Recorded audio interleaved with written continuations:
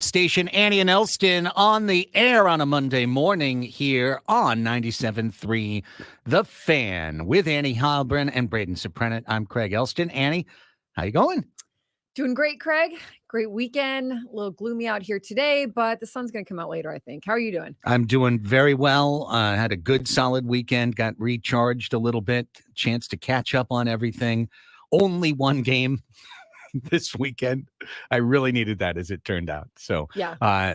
Excited for what should be a very interesting week here in the day part and in San Diego sports. We've got 3 days left of Cactus League Padres spring training.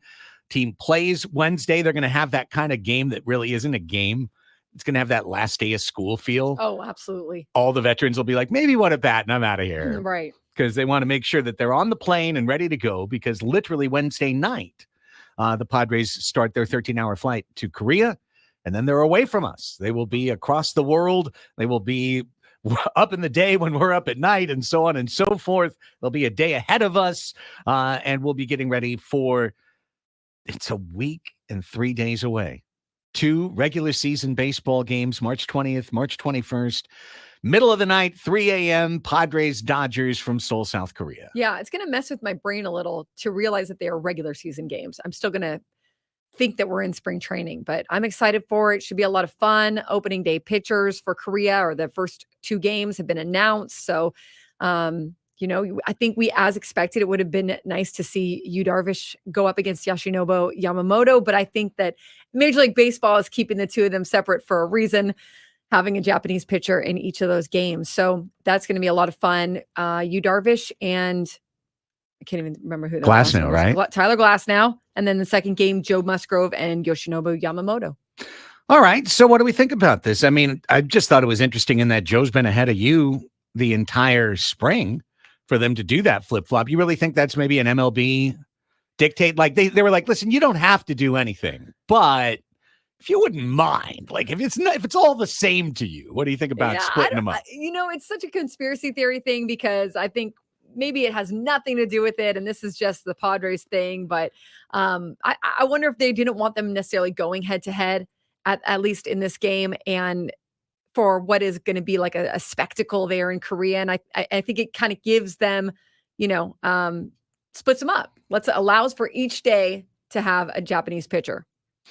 I was just seeing some stuff over the weekend. Rafael Devers just completely excited, said he felt the most pressure he'd ever felt in at bat in his life for a spring training exhibition for the Red Sox, because they and the Braves went down to the Dominican Republic and they played, and they got giant crowds, and the players felt all of the energy of the moment. And the games didn't count. Mm-hmm. They weren't regular season games. They were exhibition games, and it was a wonderful appearance. And toward the end of it, there's like, well, yeah, maybe one day we'll play a game in the Dominican that counts. And it really, I got to say, Annie, it put a thought in my mind, which was, why the hell aren't our games exhibition games? Yeah. Like, why do these have to be regulation games, like regular season games? They could be totally exhibitions. It would still be a great trip. It would still be incredible for Ha-Seong Kim.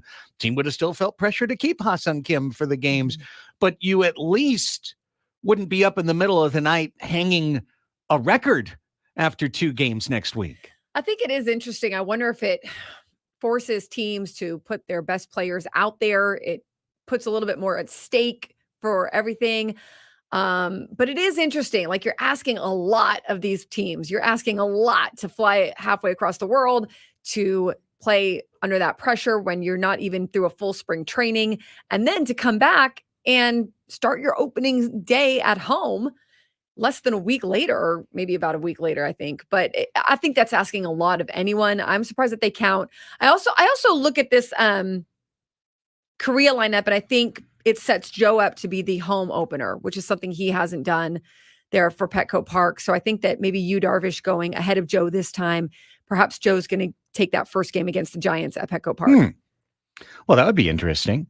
I mean, it doesn't really matter, It doesn't really matter. He was going to do it last year, but then the whole kettlebell thing. So I think it gives him that kind of that prestigious game back. And then it gives Yu Darvish this prestigious game in Korea. Gives them both a game. Yeah. And last year the Padres played regular season games abroad, and it was in the middle of the season. and it was cool. Mhm. They went down to Mexico City. Now, obviously, it's not the same trip. Yeah, that's the one big difference, right? I mean, Mexico City, although Mexico City had the altitude, it still had its hardships in itself. But Korea, I mean, that is no joke. And you can do all the jet lag stuff that you want.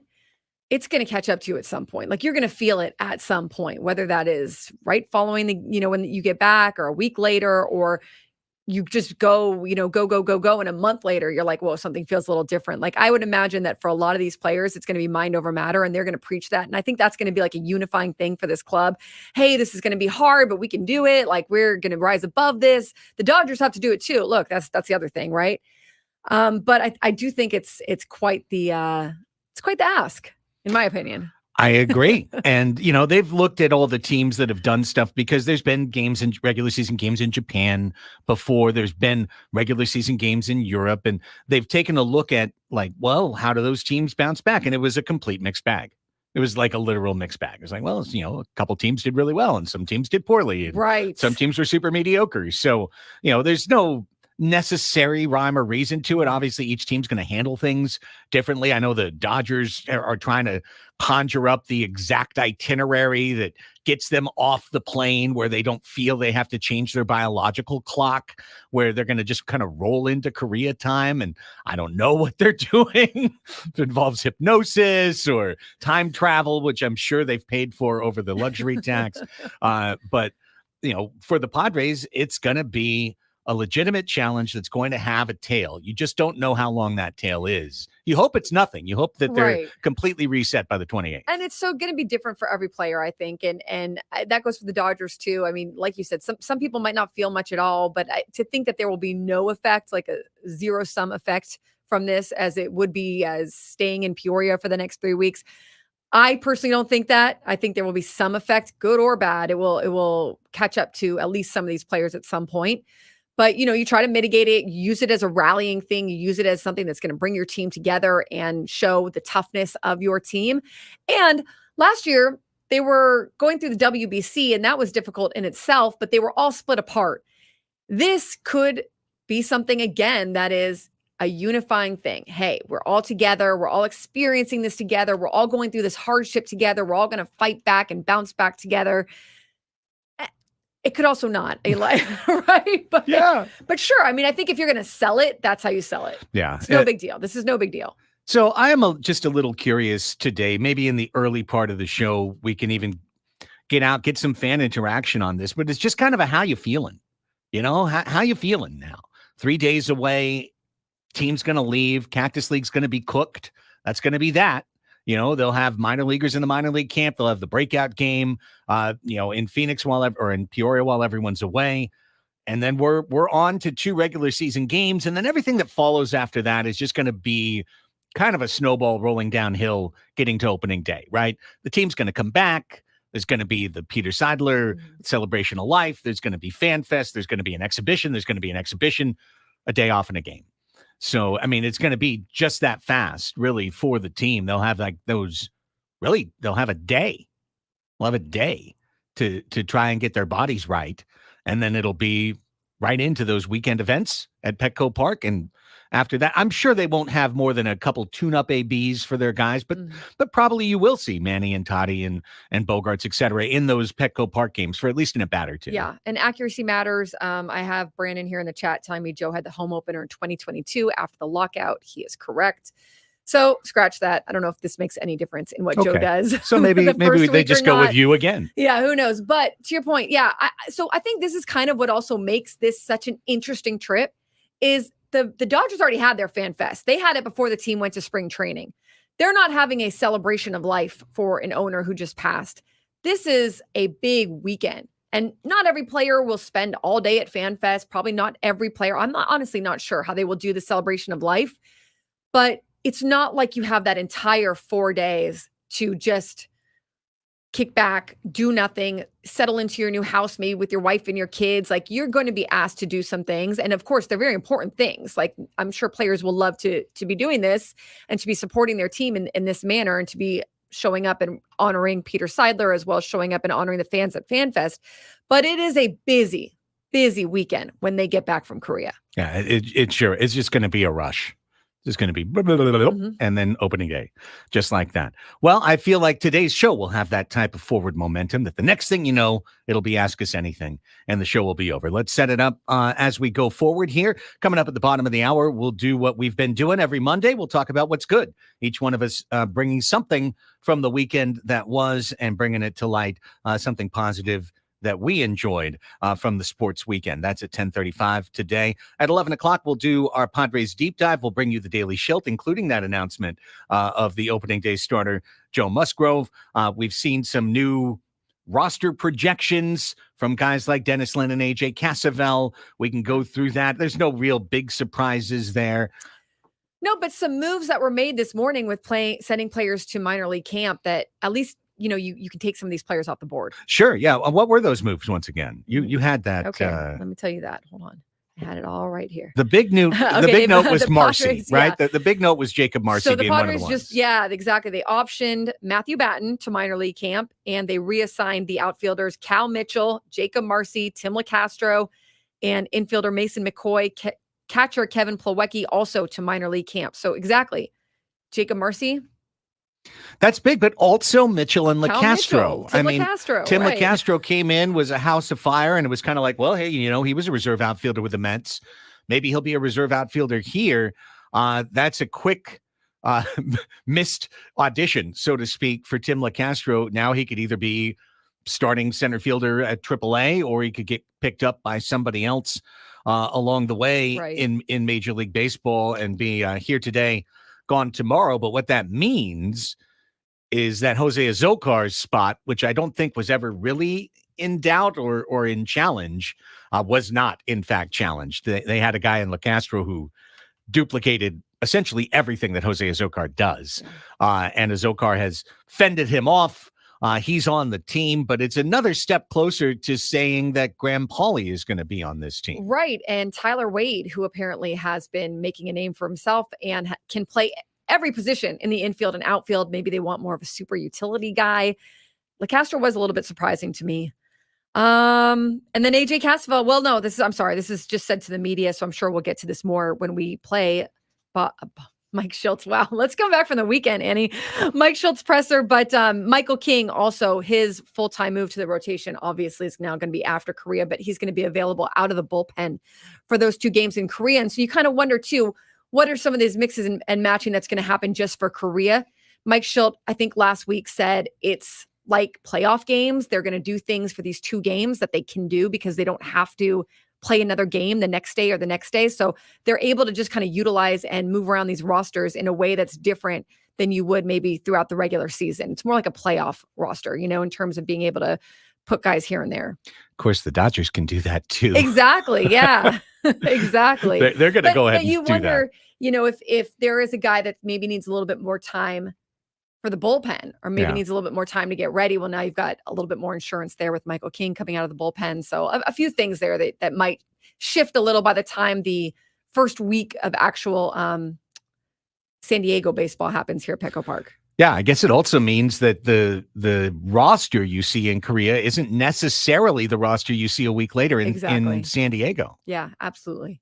Well, let's get the show set up as we get rolling here on a Monday morning. Like I said, always excited. We talked about what's good. We talked about the deep dive.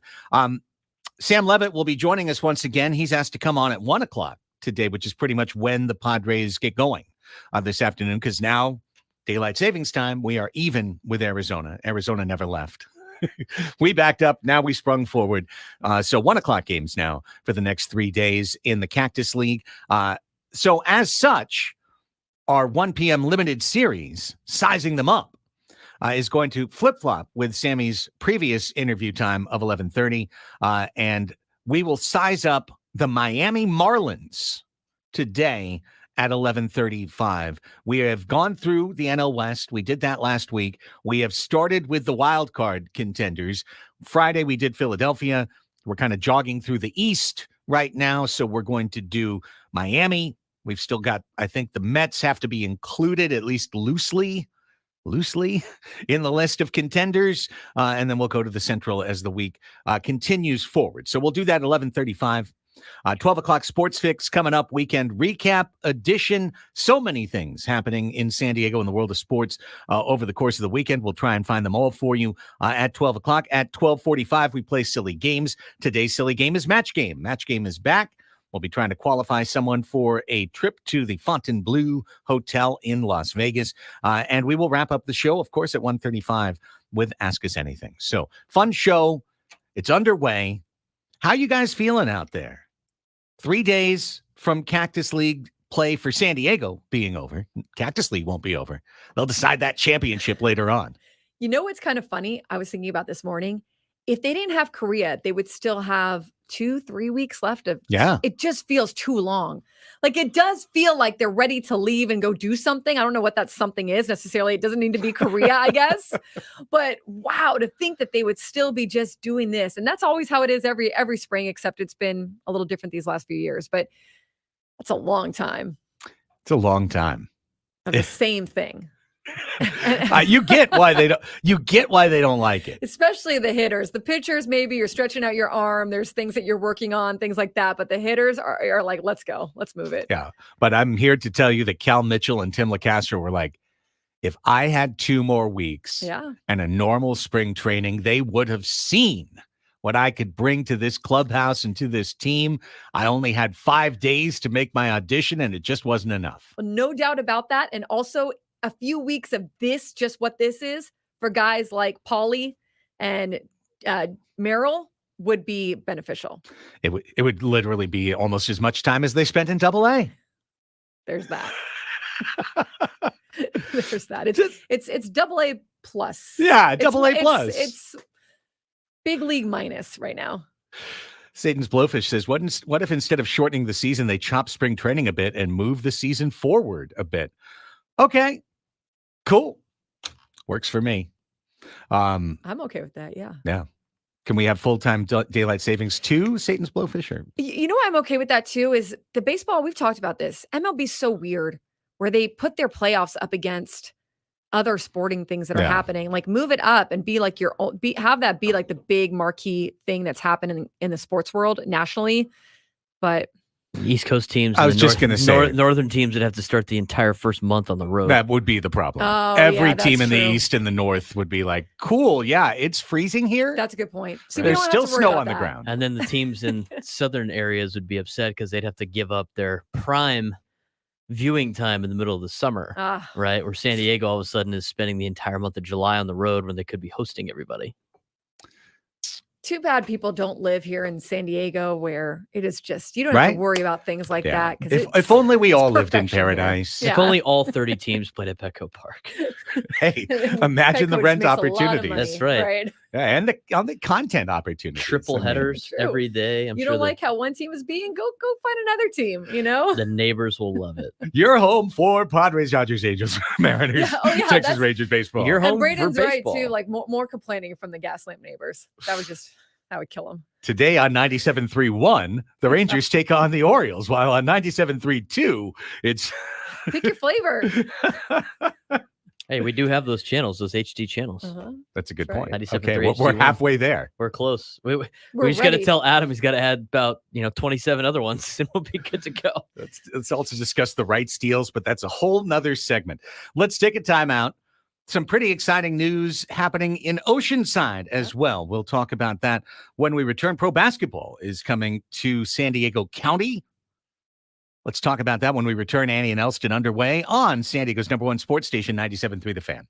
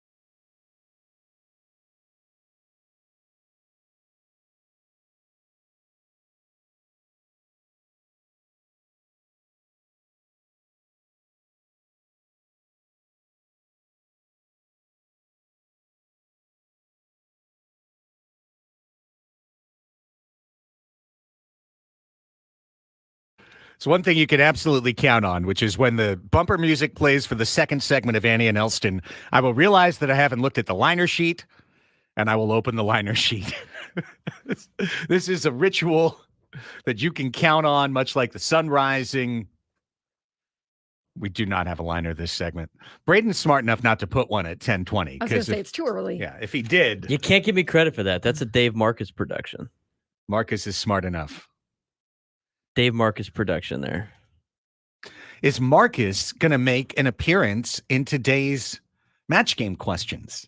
Dave Marcus? That is a tease. That is a tease. Just you wait. For We should silly have games. Dave Marcus participate on that show. Well, it would be fun. At I'd love least to have a once. rotating third panelist Dave just live from the ballpark, fire up Yeah. a camera. in that Fannie Flag Betty White seat over there, That's the, right. the last panelist seat. We had Adam Klug. I'm not sure if Adam's in studio today. I haven't seen him today. I haven't seen him yet, but if you're out there, Adam, we need you at 12:45 for silly games. I thought I was on top of things today, like super on top of it, because I'm like, I want the panelists to have like whiteboards where you can write your answer. So it's bigger, it's erasable. We're not always using paper, destroying all of our Odyssey corporate company resources. We used to have one in here somewhere. Well, we need 3. Yeah, 3 like little ones. Yeah. But if we 3 have one, then we can go to the corporate and be like, hey, look, we need 2 others. right. They only Or give you us guys are one. like tossing it back and forth to each other. I think that's a little It's weird. a little too much. Yeah, it's a little much. So, yeah, I have some whiteboards in the garage, and I went out there, and it turns out I never erased them, and like, Oh, They're wow. Stuck Yeah, on there now. and like literally, like the words are stuck on there. So, also, I used to use whiteboards for my marketing budgets at soccer. So, say that what it will. Whiteboards about are me. fun. They're fun, Craig. So, hey, big news that has just come out over the course of the morning. It's something that's been brewing, I can tell you, for months, years, Yes. literally more than a year. But the G League is coming to San Diego. This is the NBA's developmental league. If you haven't followed, and why would you? Unless you're an NBA nut, you've probably not paid close attention to the G League. You probably think of it as what it used to be, the D League, the developmental league, which just was a bad name in and of itself. It does sound bad. What Oh, is you're what in does the G D League. stand for? Gatorade. Oh, Yeah, Gatorade. okay. Because they are the primary sponsor Of course. of the NBA's developmental league, so much so that it's the G League. It is better than the D League. Yeah, Hey, you're a bunch of G's, you know? You're out there, you're a bunch of G's. If you're on the first team, you're an OG. Here at the D League sounds like you just failed algebra. Exactly. And Yeah, also known as math tutoring class, Right. the D League.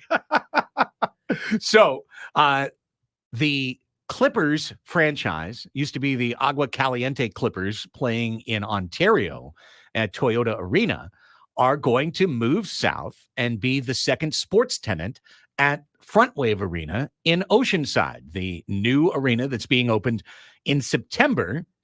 First event we talked about last week is a Simone Biles gymnastic exhibition that's taking place in mid-September at Front Wave Arena. That'll be when it's open for business. The G League season won't start until the NBA season starts, so closer to around mid-October. okay. But G League basketball, the Clippers coming to town, now being rebranded the San Diego Clippers. I think from first things first, just from a marketing branding standpoint, that's very smart for the Clippers to do that. They're going to be called the San Diego Clippers, just like the Clippers were back in the day Yeah. when they played in San Diego. Was it 6 years? Yes. I want to say I think something like I think that is correct. It was 1984 they moved. I'm not 100% sure when they arrived, because that was a franchise that came from the East Coast, bounced around. Okay, I have that for you here. Yep. They were in. There was the San Diego was the Clippers NBA home for 6 seasons from 1978 to 1984. There you go. There you go. Bill Walton, part of that team. Norm Yes, he Nixon was. Mm-hmm. was a San Diego Clipper.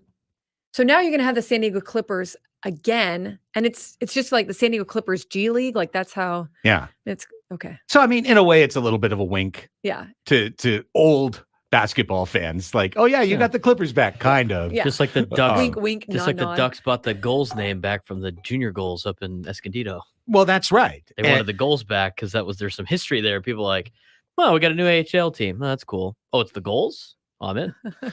100%. That is literally what I was correct. like. It was smart marketing on their part to reclaim a historic name.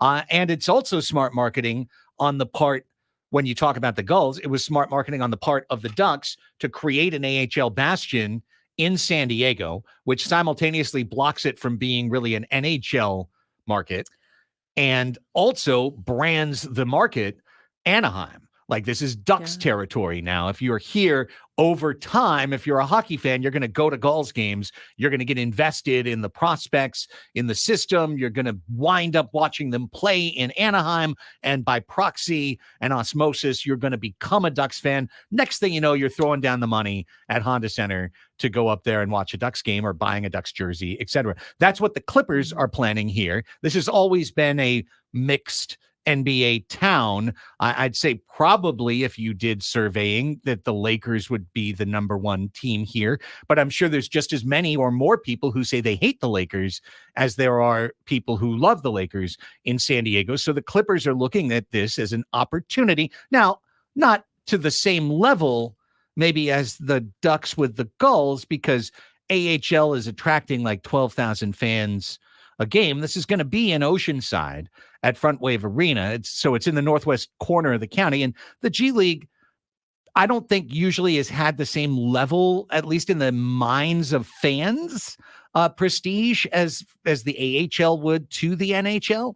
I do think, though, that's changing a little bit, Annie. I'm curious if there is a place that the G League is really very popular. Like, people, are there cities that have the G League where it's like, you're trying to get tickets to those games. You're trying to really. Yeah, that's a good question. I think some of the smaller markets. Okay. Maybe. But so this prevents then, and tell me if I'm wrong, this prevents an NBA team from looking at San Diego as a market. Not that, look, the NBA's had plenty of chances to come to San Diego again. All right. They haven't. But this would prevent any team from coming, right? Well, no, they were prevented already, is the real answer. Both the Lakers and Clippers have territorial right of refusal. Like, any NBA owner could block a team that wanted to move to a market. And in particular, LA and LA could block a move if the Hornets wanted to move to San Diego, for example, or anyone else, the Spurs, any other team. So really and this is the case, by the way, in the NHL too. Mm-hmm. Like, the Ducks and the Kings can block not only a team like Carolina Hurricanes, whoever, an established NHL team from moving to San Diego, but they could also block another AHL team moving to North San Diego or an East Coast Hockey League team moving. Like, they've got rights to say no. Well, and they will. I think this is cool. Look, if you live up there and you want to go pop in, check out a game, I think you're still going to see some good basketball. I think that these are guys that it's developmental, right? Like, you're trying to make that jump to the next level. You're not really getting superstars coming down and playing through injuries. Correct. Here, like you would see like Fernando Tatis Jr. go play with Lake Elsten or something like that while he's working back from an injury. But you're still seeing hungry guys who are good at their game, good at their craft, and are trying to make that jump. It hopefully will be cool with the way that they produce it. They make some cool elements go on during the game. I don't know how much tickets will cost, but I would imagine it'll be affordable. Sure. Be affordable, right? So I think that this could be something that San Diego fans at some point maybe check out at least a game. The only downside is, like, the NBA is so different in a sense that, as you mentioned, you're not getting, like, those are players that usually are just come up for like 10 days and then they go back down. They're not ever really, they're not future stars. Like, your first round draft pick in the NBA is not starting in the G League and then jumping up. So that's kind of a downside to it. The other thing too is, like, with all the league blocking, that's all fine and dandy until some dude that's got a bunch of money gets involved, and then all of a sudden the blocking doesn't work anymore because he's got all this money. That's the only thing that would lead to any type of hope for San Diego to get an NBA or an NHL team. If it benefits the league overall in such a way, because this guy's such a billionaire that, like, the Stan Kroenke effect of him owning the arena, he's got a lot of pull in a lot of different leagues. He could totally just be like, you know what? You're not going to block this and you're going to like it kind of attitude. Right. So there is that power. The downside is obviously the Lakers would probably have a say, but that's where the politics get involved on these things. And it's why Texas doesn't have another NFL team because Jerry Jones is important. But, if they thought the benefit of the NFL would be to screw over Dean Spanos, they definitely would because he is on the same poll. By the way, I've got an answer to your question. Thank you, Google.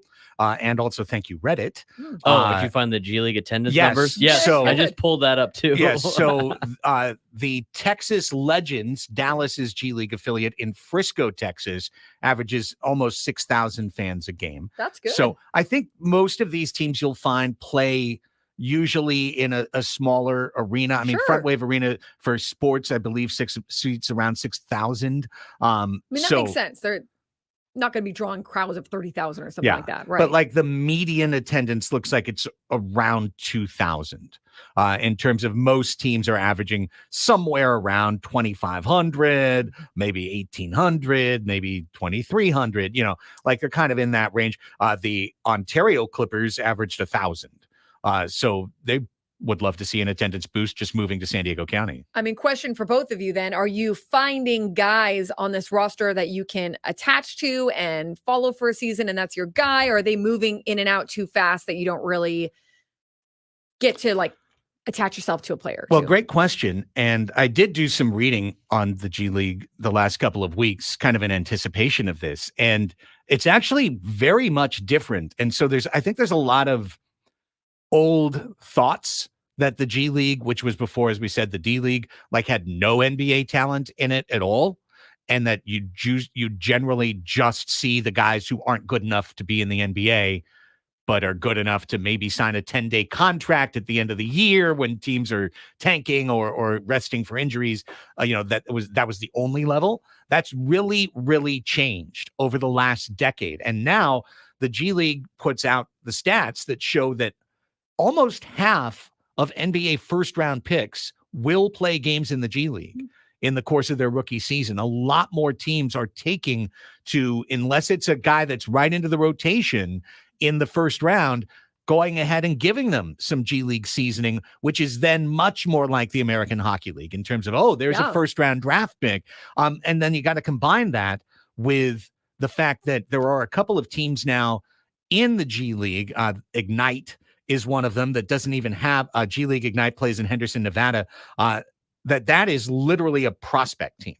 That's not an affiliate. That is a team of prospects. And for example, Scoot Henderson, a high schooler who wound up being the number 3 pick in last year's NBA draft, he played the whole year with G League Ignite the previous year. He had some injuries, but he played with G League Ignite the previous year. So you are going to see in the G League a combination of guys who are kind of back half of the first round NBA players and some guys who could be first half of a future NBA draft playing as well. So the level has really, really changed. Yeah. And it's gotten to the point now that teams do use their G League teams as affiliates for development, two-way contracts, etc.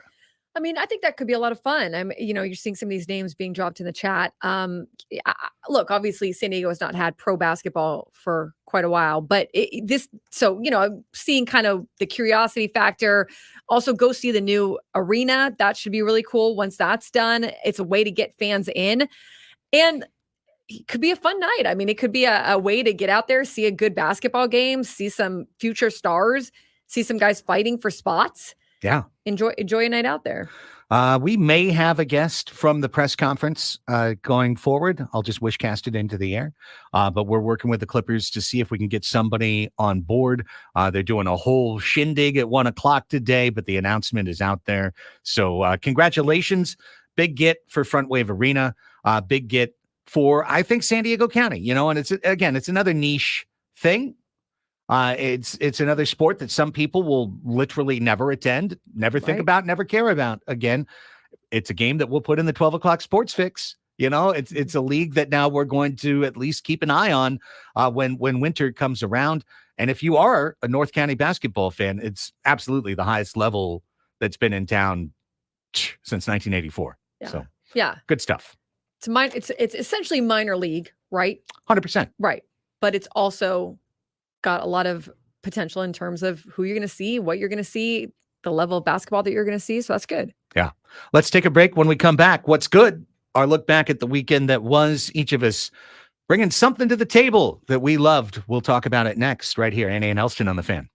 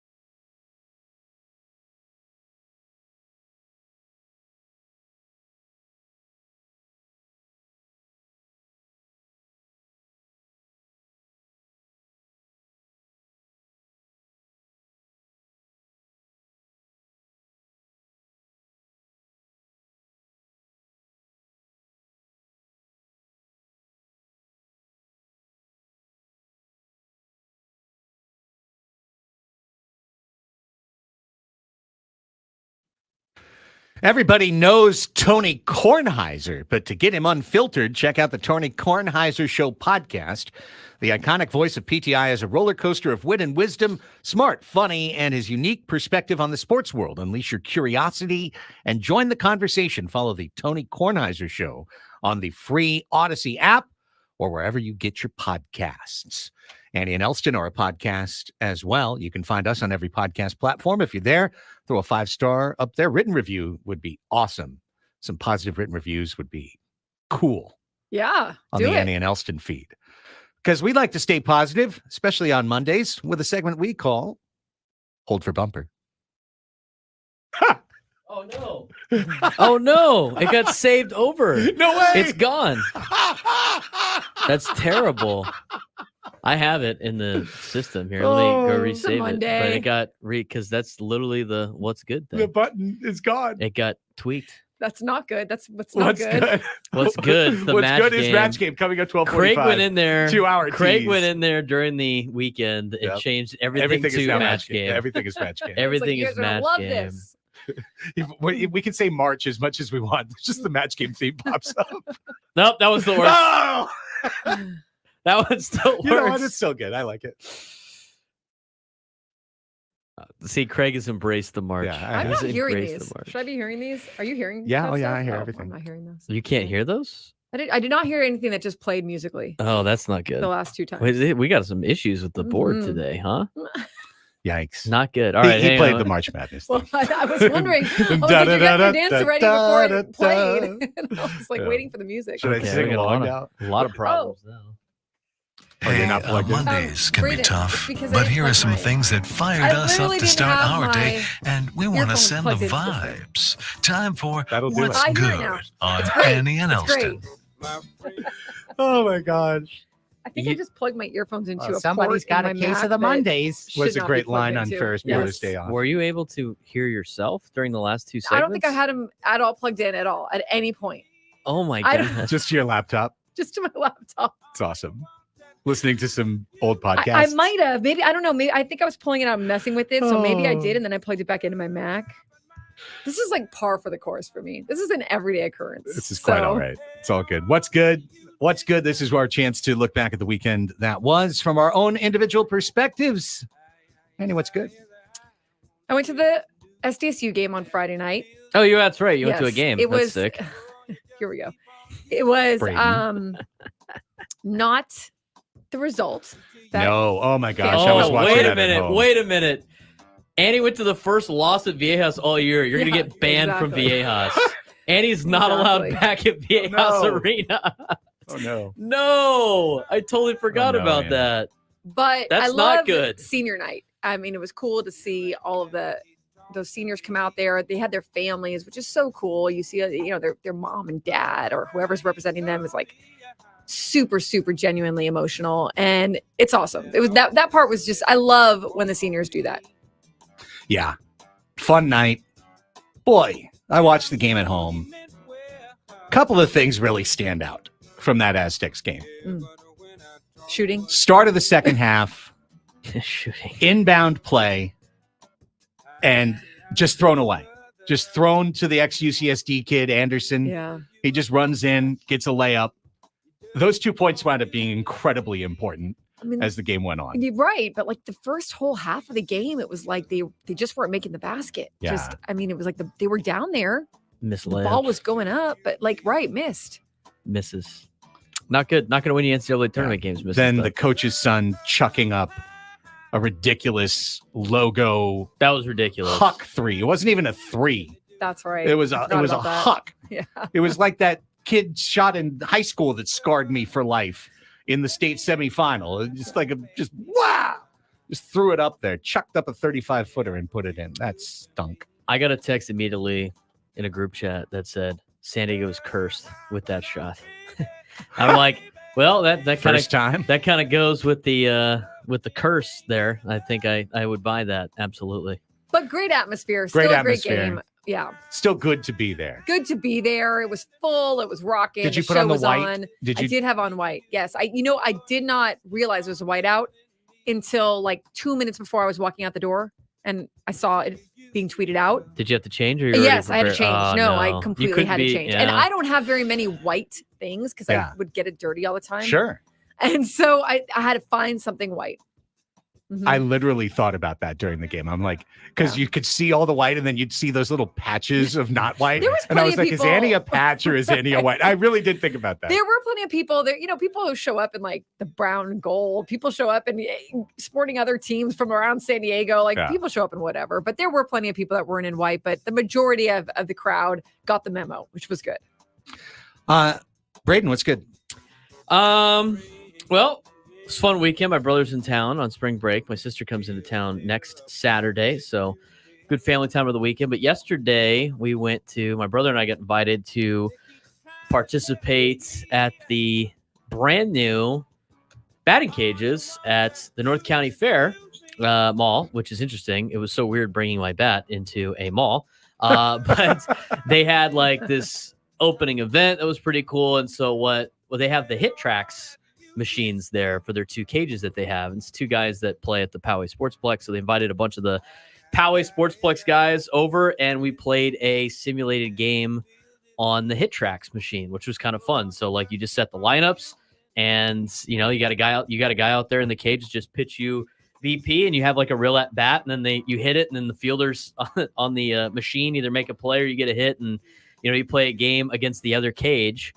So that was kind of fun. So we got to play a couple of games at the new batting cage called Dingers in North County, over at the North County Mall. It's right next to the JCPenney on the first floor. So go check that out. It's pretty fun. It was a good time. Shout out to the Rockies too with that. Yeah, with the Rockies. They should have brought Dinger out there. I am disappointed that I didn't get to see Dinger at Dingers, but it was cool. It was fun. I've never used the Hit Tracks thing before, but it was pretty cool. Yeah. That sounds great. And my what's good has got to be the top sporting event that happened in the country in San Diego yesterday. U.S. women's national team is back on track, baby. 1-0 win over Brazil in the CONCACAF W Gold Cup final. Give the hardware the first ever Women's Gold Cup. Copa de Oro Femenil goes to the United States of America. Team USA, Lindsey Horan scoring a lovely header in first half stoppage time. But the big story is the defense, led by Naomi Girma, best defender in the world, keeping a clean sheet against Brazil, a team that had the most playmaking scoring talent in the tournament, in the bracket. Nair in net once again, very strong, but real big shout out to Team USA. Yeah. Huge win, huge event. Over 30,000 fans. Great crowd, right? Absolutely. At Snapdragon yesterday, they sold out the lower deck by Thursday. So they opened up the upper deck. They wound up almost with a complete sellout at Snapdragon. Bigger crowd than probably the Aztecs will get all year or have gotten so far at Snapdragon Stadium. This is a soccer city, folks. It's just the irony of the whole thing. It's so delicious that San Diego State and soccer used to go head to head, and now San Diego State's site is the home of soccer in San Diego on every level. So they won and we won.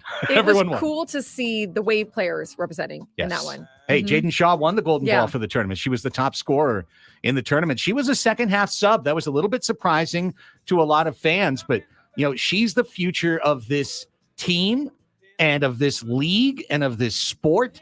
Jaden Shaw, Naomi Girma. Shaw's 19, Girma's 23. You can watch them play for the Wave, match in and match out here in San Diego, but they are truly world-class players playing at the top level in the world. CONCACAF, of course, covers the Americas, North, Central, and South America. So great tournament. It's a big lead up to the Olympics coming up later this summer. And I think it's a great chance that you see Jaden Shaw and Naomi Girma representing our country in the Olympic Games. That'd be awesome. Well-deserved if that happens. Absolutely. Another great day for soccer in San Diego, the ascendant sport that is as popular in this town as any other sport. And that's why we talk about it just a little bit here on Sports Talk Radio in San Diego. Well, I have to put it over the head of just a couple of people. There's still only a couple of people, I see a lot of people who love going to those games. Did you see the tailgates? Yeah. All the action. I mean, from early afternoon through night. it was humming down in the middle of our great fair city. Congrats to the United States. That's what's good for this particular Monday. When we're back, our 11 a.m. Padres Deep Dive. We'll hear from Mike Schilt and more next. Danny and Elsten on The Fan.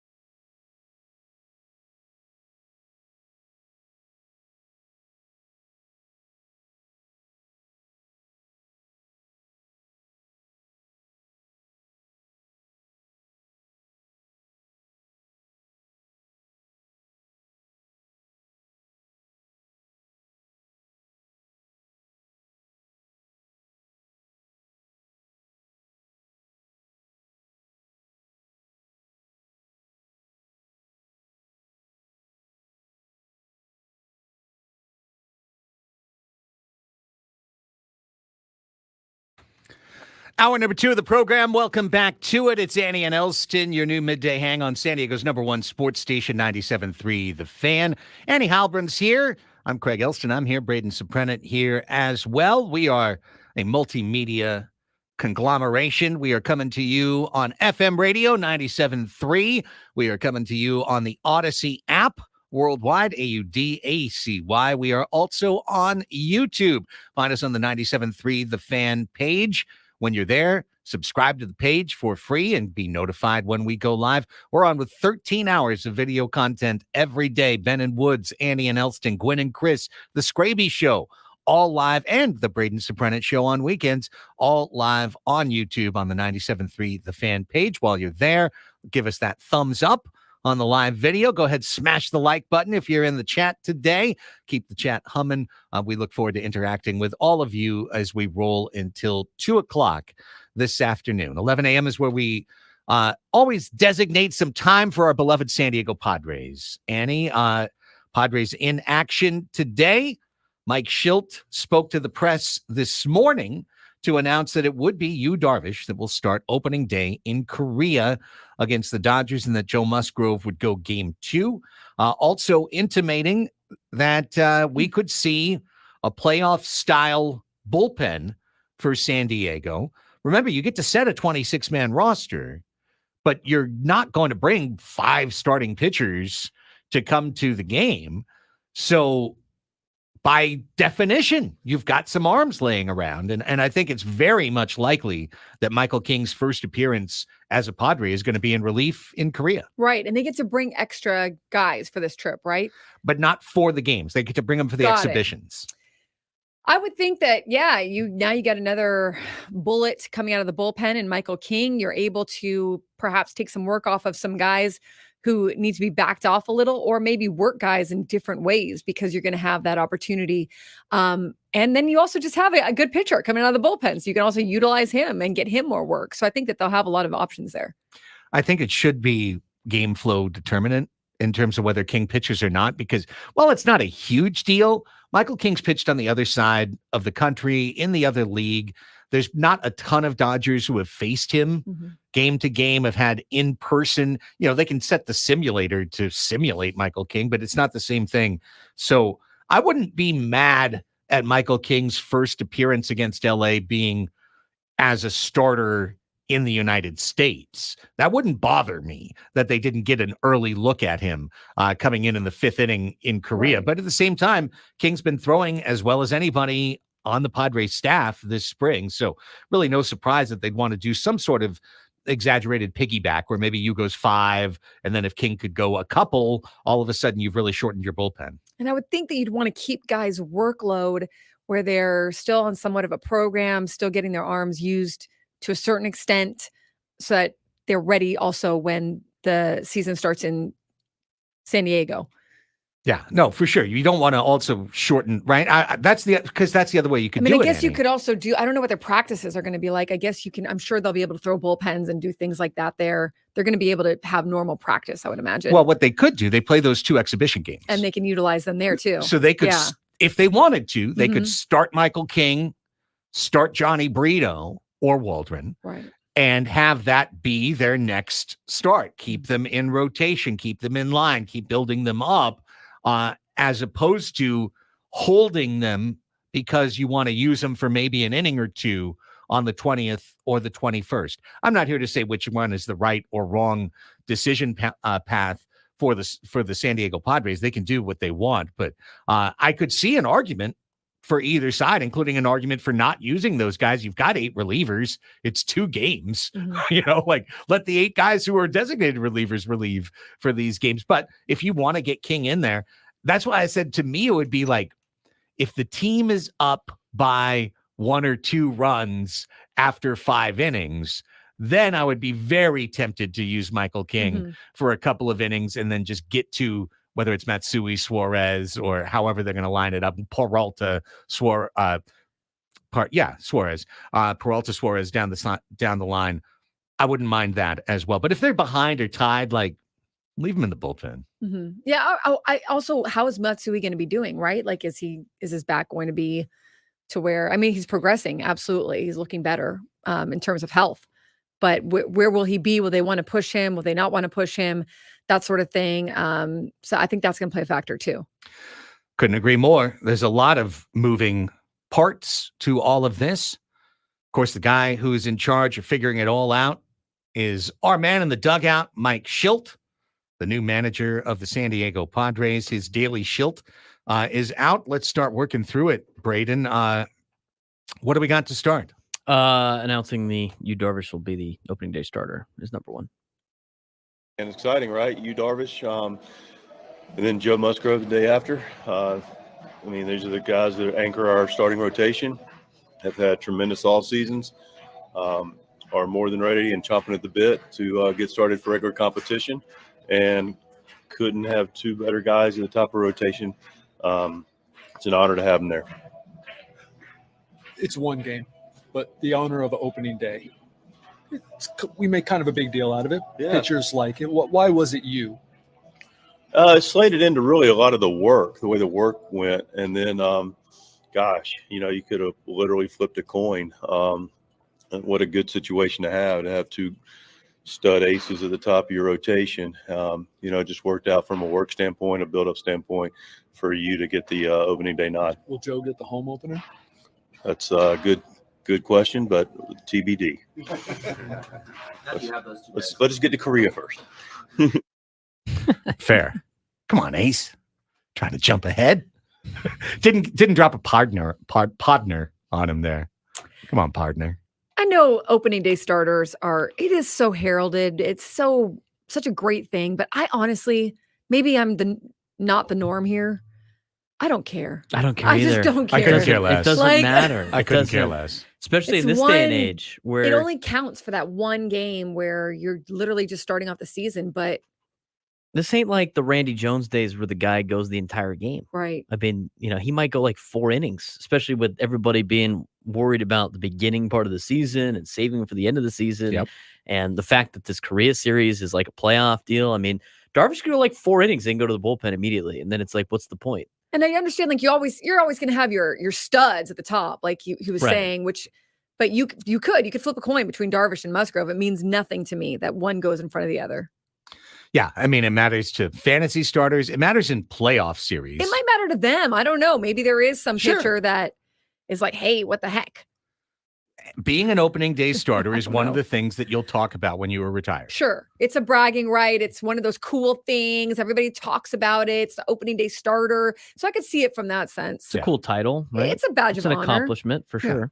It's a feather in your cap. Sure. That's what it is. It doesn't mean anything else, but it's a feather in your cap. So you gets the feather, and congratulations. It's a shiny plume. And I'll enjoy watching you, and then I'll enjoy watching Joe, and then I'll enjoy watching Michael King. And then whoever else comes out of that rotation. Yeah. Now, if we wanted to be, spring training, tinfoil hat, goofy, we'd be like, remember when Musgrove got roughed up by the Dodgers? He's shook. They moved him back because he's not good enough. Remember when he got hammered? I don't have my tinfoil hat on, but I see what you're saying. Me neither. I think it's ridiculous. What's next from Shilty? He talked about Michael King's availability, but we kind of already discussed that. So I'm moving on to the next one, which is the battle for the bench spots for the Padres as they get ready for Korea. The battle for the bench. That's right. This is as tight a competition as I've seen in my years of managing. Everyone basically sees the opportunity, and there's a path for everybody. There's not enough room for everybody, unfortunately. And some tough conversations took place today. A few more tough ones are coming, and then some celebratory conversations as well. So, it's a tough competition, and we're continuing to evaluate it. This is as tight. So, okay, no worries. Dennis Lin did his latest roster projection, which had Eggy Rosario winning the utility infielder competition. It also had our guy Booty, Brett Sullivan, as a third catcher on the bench, and Sullivan thus becoming a reserve outfielder / infielder as well. I did not love Dennis's bench composition. The story in this morning's UT that Tyler Wade had an inside track at a bench job is a lot more palatable to me, Annie. Not that Tyler Wade has ever been great shakes. In fact, looking him up, I was quite surprised to see that he has played parts of 7 seasons in Major League Baseball already. So that's a factor. And when you look at this bench competition, most of the players, bless you, vying for bench spots there have little or no major league experience. We did see some guys get moved to the minor leagues that were probably in that, or to minor league camp that were in that competition with Marcy. And we saw LeCastro. We've seen a few now. Too. And Batten. We thought Batten would make the team. Right. He's off the team. But Tyler Wade, so he's a left-handed bat. He's got experience. Yes, 7 seasons, right? 7 or parts of 7 seasons. 2021, he played 103 games for the Yankees, in which he made 127 at bats. So he's been a do everything. That year, he played shortstop, third base, second base, all 3 outfield positions, saw a start at designated hitter. So he can play everywhere on the infield. Also, his lifetime OPS is 592. So he's never done anything with the stick in those limited appearances. And if you're just looking at, I would say if you're just looking at spring training results, it still doesn't make sense because we've seen guys that have good results also being moved right now. So, but he did have a triple in yesterday's game, scored a few runs. He had a walk. He's got 9 hits, 9 for 28 this spring. He also talked a lot yesterday about how he has played every position and he still takes reps at every position. So infield, outfield, you can move him around if you need to.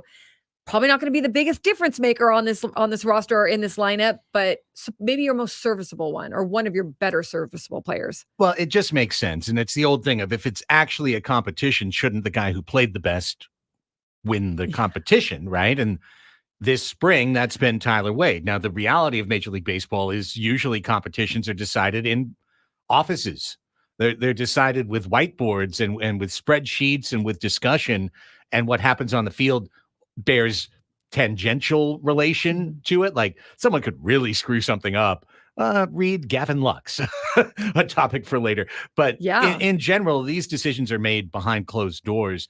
Wade, it's his age 29 season. I just see that compared to keeping Brett Sullivan on the team. I see keeping a Tyler Wade on the team is just, I think they're both going to hit about the same, which is not a lot. So I'd rather have the guy that I could actually trust to play all over the field. Are you going to have though? So what do you have? 4 bench spots? Like, yeah. How are you going to do? Like maybe you're going to have, are you going to both? Are you going to? Well, you could have Higashioka, Wade. Oh yeah. You have Higashioka. Yeah. Higashioka, Wade. Maybe Rosario and. Is Azekar considered a bench? And Azekar. Okay. Or you could instead of keeping 2 utility guys, you could go 2 outfielders, and then that gives an opportunity for someone like a Mercado to make the team. There's another guy, right? So, that there's that too. But you would have also said maybe that would be a Cal Mitchell or a LeCastro, and those both got assigned to minor league camp today. Right. So the options are starting to limit, but I do think Oscar Mercado has a chance. I thought he did. I mean, again, a guy with experience. Yeah. A guy who has shown that he could be at least a fill-in spot at times. At age 24, he was a full-time player for Cleveland, and had a pretty decent year. That was a little while ago, but I would personally trust him, honestly, a little more than. Again, I could rate it all against Brett Sullivan. I don't rate Brett Sullivan as a hitter. I think he's a good AAA catcher. He's a good guy that has to come up and fill in, and he might get a hit for you here and there and everywhere. But like keeping him on the bench as like, oh, it's a big spot. The bases are loaded. We've got a rookie up. We need to go get a left-handed bat, and we're reaching to Brett Sullivan. I see it with Oscar Mercado more. I feel like Oscar Mercado is going to make this team in some capacity. Yeah, I like that thought. I think it's possible. And I don't know about Brett Sullivan. It sounded for a while like he could, and maybe he still will. How does he help us, though? That's my point. What's next from Schilt? Next thing from Schilt is batting Fernando and Xander in the 1 and 2 spots. Yeah, you might see it, in a different manner tomorrow, and the day after. So, what I like about it, you've got a guy in Bogey that you got 2 of your better guys at the top of the lineup that when you turn the lineup over, you're comfortable, confident, excited to have them at that, at the top. Bogey's takes great at bats, higher on base percentage.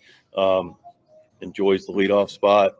He likes hitting anywhere. But, so getting him on and having Toddy be able to drive him in and do some things behind him that are, as dynamic player as he is.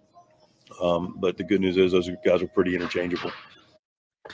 And clearly, Mike Shildt has no problem interchanging them, Annie. I think that is interesting because both Xander Bogaerts and Fernando Tatis Jr. have hit the worst in their major league career when they bat second, specifically, and yet he seems perfectly happy to bat either one of them in second place. I like that about Mike. He's throwing away the caution, and he says that if this is best for the team, let's just do it. Maybe he'll embrace it and be better this time.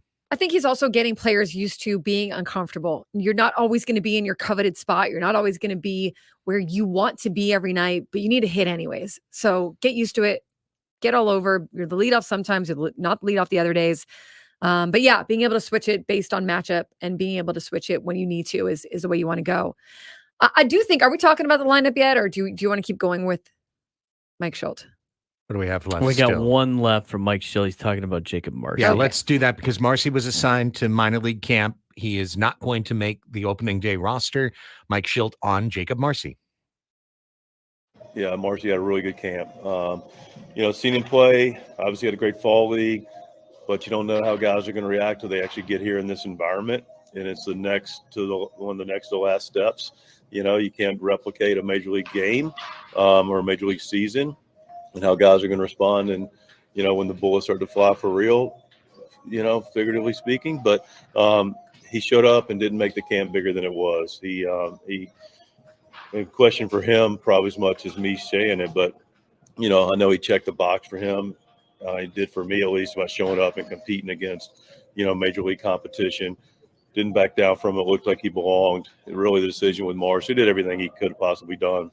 He was on a great track to join us at some point and have a long career with us at the big league level. Just the decision most recently was, is there going to be everyday time for him? Didn't think there was going to be those at-bats. Let him go down and get those at-bats and continue to work on his craft. What would be some of the considerations that go into, because some of these guys who don't have a lot of major league experience could come up and not play every day. So what's the difference between the two guys, a guy who want to play every day and a guy who can not? Yeah, I mean, there's no clear, great, perfect answer for that. But ideally, when guys break in for their first time, we want them to get those consistent at-bats and get an opportunity to play every day. And our evaluation is that they'll be ready to do that. Most guys that break in that have been everyday players in the minor league side that come in and more utility role, that's a tough ask at the highest level, not to get those consistent at-bats and learn what that looks like at the highest level for the first time probably in their lives. So we'll continue to work on that with the guys coming up from the minor league side if that's the case. But ultimately, we want guys to show up and there's a path for them to get at-bats. I think Mike Shildt has been consistent about this. And in that sense, Jacob Marcy is reassigned. And in that sense, Graham Pauley and Jackson Merrill are in line to potentially start for the San Diego Padres. And if you are starting, you are getting the number of at-bats you need, obviously, to develop. However, your development is also affecting the major league win-loss. Exactly. And that's, I think, when we're talking about some of these bench players and some of these other guys coming up, you're talking about picking and choosing between players who are not the flash. They have, their success rate is not so over the top that you're like, this player, oh my gosh, like I can't wait, in terms of how he's going to make our lineup so much better. Like, I'm sure they'll be good for the lineup in some capacity, but you're talking about players who are fighting for spots and fighting for playing time, who have not been huge difference makers on other teams to this point, right? Or coming up from the minor leagues, so they just don't have a ton of experience. So there's no clear front runner here. It's really their philosophy. How are they going to do this? Where do they want to go? What kind of team do they want to build? But I think with Mike Shildt saying that they want to get these guys regular playing time, I think that is normally a good philosophy to go with. When we come back, today's starting lineup, I think, has some interesting thoughts in terms of players that could be put on pressure platforms as the year goes on. There's two that very much stand out to me. based on Schilt's lineup today. We'll talk about it when we come back and continue our Padres deep dive. We're going to wrap up this hour, by the way, by moving up, sizing them up from 1 o'clock to 11:35, and we'll take a look at the Miami Marlins today, Skip Schumacher's club, and if they're going to give us trouble as the year goes on. That's as our deep dive rolls forward. Annie and Elsten on San Diego's #1 sports station, 97.3 The Fan.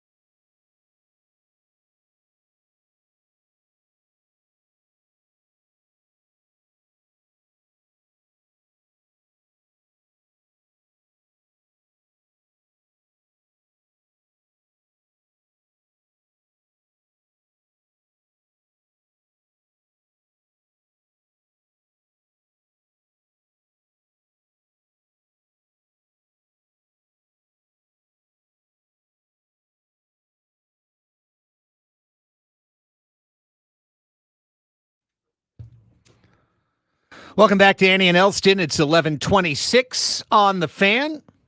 Annie Halbin, Craig Elsten, Braden Suprenant back with you. It's our Padres Deep Dive hour on the show. Pretty much do this. I mean, we talk at least 2 hours of Padres baseball every single show, 4-hour show. At least devote half of it to our beloved hometown nine.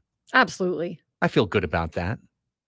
We'll just accidentally start talking Padres baseball. We're crazy like that. I was going to say, we do it without even thinking about it. Yeah, like, hey, this segment, let's talk Aztecs. Whoops, we're back on the Padres.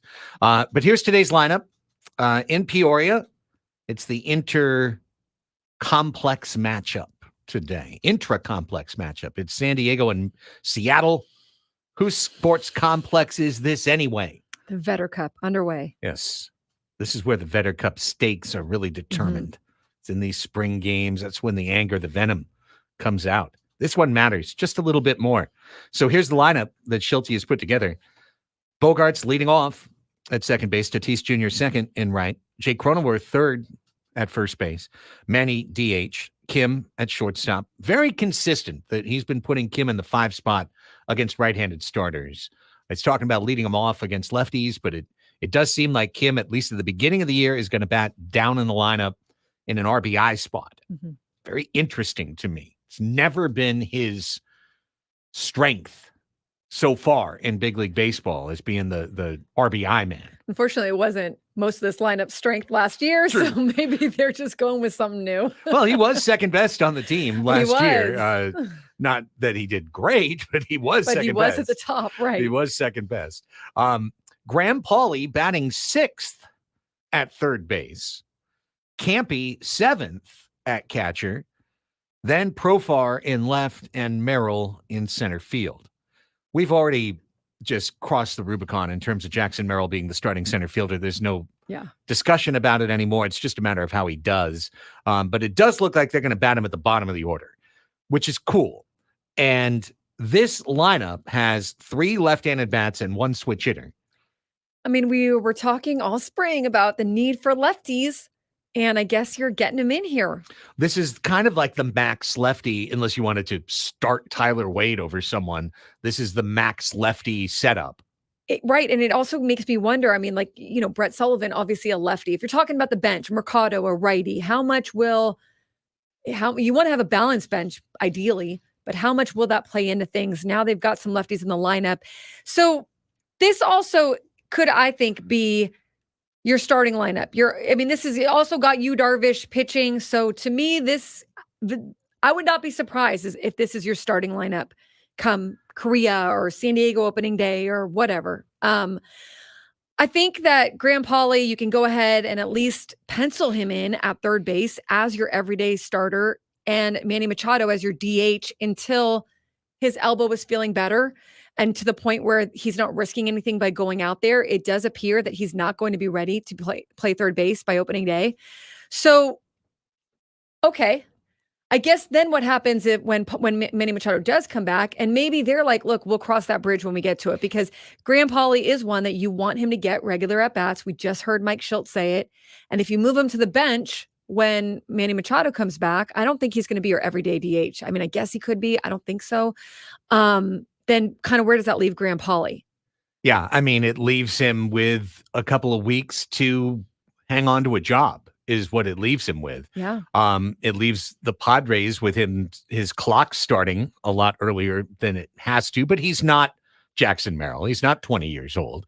Merrill's clock starting is something I really think about, because if he's as good as you think he is, you're sending him to free agency at 26 now. As opposed to getting him through his age 27 year, which you could do by just keeping him down for a month or two. And listen, roster manipulation is not great, and I'm pro player, and I'm pro players getting paid. But this is being done out of necessity. It's not being done out of merit. Merrill is beating out minor league players to get this job. He's not beating out one established big league veteran to win this job. I guess you could argue that you could put Jose Azocar in center and Jerkson Profar at left and roll with that for the first few months if you didn't want to bring Jackson Merrill up yet. I could see that happening, but it's not the Padres. The Padres don't want to go that way. It's not what they're doing. It's not what they're doing. Right. So this is going to be it. The pressure, I think, really lands on on two guys here now, because obviously Paulie hitting 6th in this particular configuration means that a veteran pitcher could be facing Manny Machado and just thinking ahead, going, okay, well, I've got Machado at the plate, but I can work around him because I've got Kim after that, but then I've got the kid. I've got the rookie that I can just throw sliders to and off-speed pitches and maybe lock him up and get out of an inning. Putting somebody that raw up at 6, I think there's a huge difference between 6 and 7 in a big league lineup in terms of the way the opposing pitcher thinks about navigation. 6 is a key signpost for the team. It's the guy who's backing up your 4 or 5 hitters.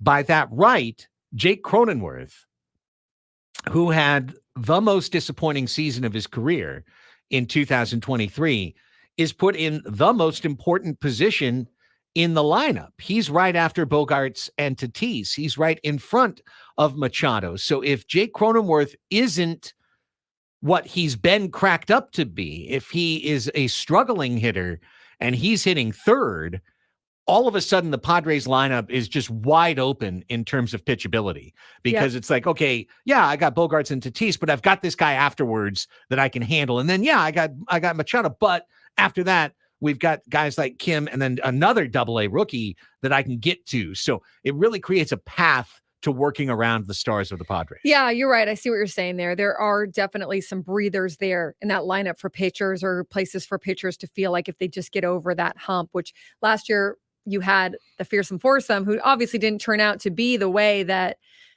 hitting the way that they had hoped to hit by the end of the season, but they were still, if you're a pitcher, you're not counting them out. Like with that whole 4, Bogaerts, Manny, Tatis, and Juan Soto, you were kind of up against it. And then Ha-Seong Kim, Jake Cronenworth. And again, I fully understand that did not work out for the Padres, because those guys didn't have the years that they should have had, really. So I don't know, like it's not as deep of a lineup. It's not really, and I'm sure that the lineup order could change based on whatever they see or whatever they know, but yeah, you're going to have spots that you're gonna be able to work around. Yes. And listen, is that horse dead yet? Let me pick up a stick and find out. Whack, whack. If you signed a Brandon Belt to this roster, then he could be your number 3 hitter as the regular DH. We know Manny's DH right now. That's not going to last forever. Once he goes back to 3rd, he'll be at 3rd almost every single day. And there's always room to manipulate. But if you had a veteran hitter who's got a little bit more cachet to him in that 3 spot, the 3 spot in the lineup, that's your most important now. Your number 1 left-handed batter on the team is hitting 3rd right now, because we're so filled with righties. Right. But if you had Cronenworth as your second best lefty in the lineup instead of your best lefty in the lineup, takes a little pressure off Jake the Rake, also puts him down into a spot in the lineup, for example, 6th, where you feel a little bit more comfortable about, well, if he's not completely nuclear Jake, we can survive. They're going to need Jake to get at least back to what they were hoping he was when they gave him that contract at the beginning of last season. I mean, if you're hitting in the 3 spot, if you are the top lefty, wherever you're hitting, if you are the top lefty in this lineup, which I would argue, and I'm sure you would too, right now, that's Jake Cronenworth. Yep. You have to come through. You have to, you're right. He does have pressure on him. He's going to need to move runners along. You don't want to be kind of like where things stall out in that lineup. And not saying that Jake will be, but he's a lefty. He should be a nuisance for a reason. Let's take a break. When we come back, we're going to size up one of the Padres' potential wild card combatants. This is a regular series we started last week. It is our 6th edition of Sizing Them Up. And today we're going to take a look at the Miami Marlins. We're going to go deep into the roster and figure out, is this a team that we size up positively or negatively against? And we are going to continue to do this. And by the end, we've got kind of a breakdown, right? By the end, we can really look at it and go, where do we size up against every team that we're trying to find? And then it's going to be blown to pieces the first or second week of the season, when injuries or guys, whatever, it's going to be blown. But it's the best we can do for what we have right now. Precisely. All we can do is be the best we can in the moments we have with the together. Information we have. Indeed. And then we will adjust as the season goes on. We should keep track of who we think is going to be the biggest contender, the biggest worry for the Padres, and then see at the end of the season if we were at all even closely correct. I like that. Let's do it. All right, take a break, come back, do that next. Annie and Elsten on San Diego's #1 sports station, 97.3 The Fan.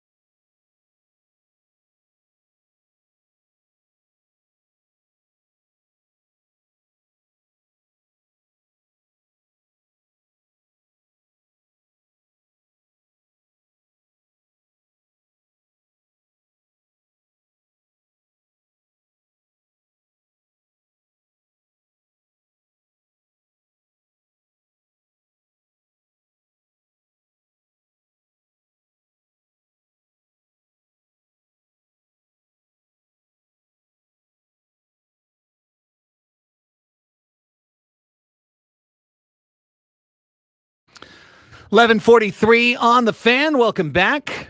Talking baseball with you, Annie and Elsten on San Diego's #1 sports station. We'll be joined by Sam Levitt live from Padres spring training at 1 o'clock today. He's there at the Peoria Sports Complex. It's perfect timing for him because that's when the game's starting now. So it's a perfect time for him to chat as opposed to having to go back to the clubhouse and wait for dudes. He can duck out. He can let those first inning kind of unravel, probably keep an eye on it while he's there. So best of both worlds. 12 o'clock Sports Fix coming up at the top of the hour. Weekend recap edition was just knocking through in the break. All the wild stuff happening in the NBA and NHL this past weekend. We've got all the stadium and arena results. We've got all the latest in baseball. Braden's tracking NFL free agency for you, so it should be a fulsome segment coming up at the top of the hour. Right now, it's time to get back to our limited series. This is where we are figuring out just how the cut is of the jib of each of the Padres' potential wild card opponents. Today, we'll be sizing up the Miami Marlins. Sizing them up. Hold for bumper. Woo. I like when the back cracks. All right, here we go. We are sizing them up. As always, we are using the Fangraphs roster resource page. Great spot to go to break down any team in Major League Baseball. Shout out Jason R. Martinez, a San Diegan and San Diego Padres fan who helps keep this part of the website rolling.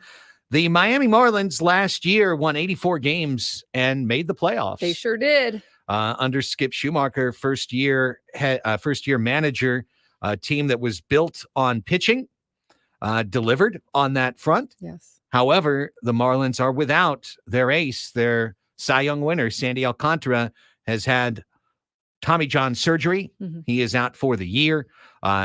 In fact, the surgery was in October of last year, so he could even miss the start of 2025. It'll be kind of dicey whether he's ready to go in 2025 or not. But this winds up being a very similar team for Skip.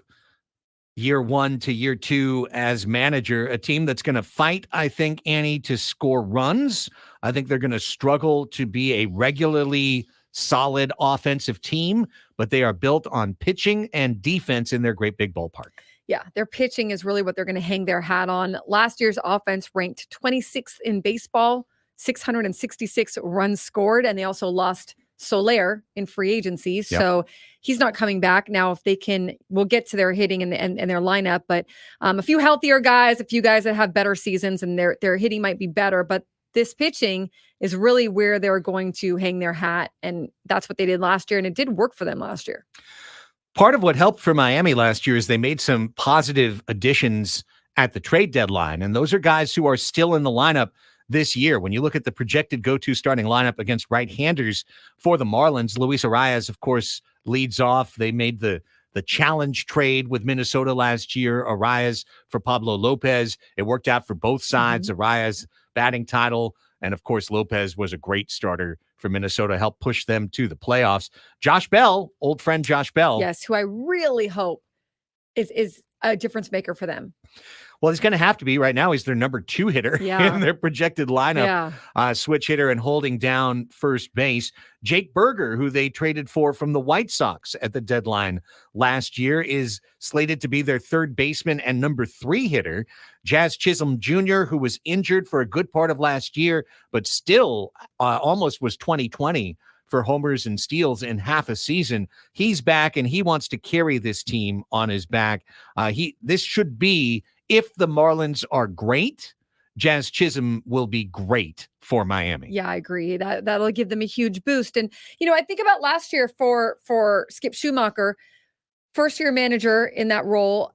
He really worked hard to change the culture. And I know we throw that around. And I really believe a real culture shift happens over the course of time. It's kind of fickle that it can happen, I guess, in 1 year, but it's the start of it. He's done it. And if he can keep it going, he's going to do it. He's going to kind of ingrain that into this clubhouse. So I remember talking to him last year at Petco Park, and he was talking about how he really worked hard with the guys to believe that they are a winning team with a winning identity because they were so used to losing and kind of being the laughing stock over there, in Miami. And so he really worked on that. They bought in, they had some success. They were good late in games, if I remember correctly, last year. So again, kind of building that identity. They had some organization changes.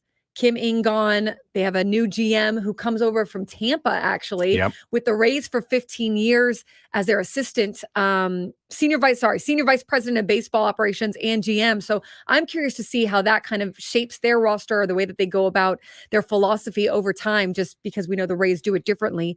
And Gabe Kapler is assistant GM. And from what I've heard, his enthusiasm, his intensity, the competitiveness has been really good for this team. Like, they've really loved it. So a few things there that I think are different, that don't necessarily have to do with the play on the field, but might shape them a little bit organizationally and make a difference as well.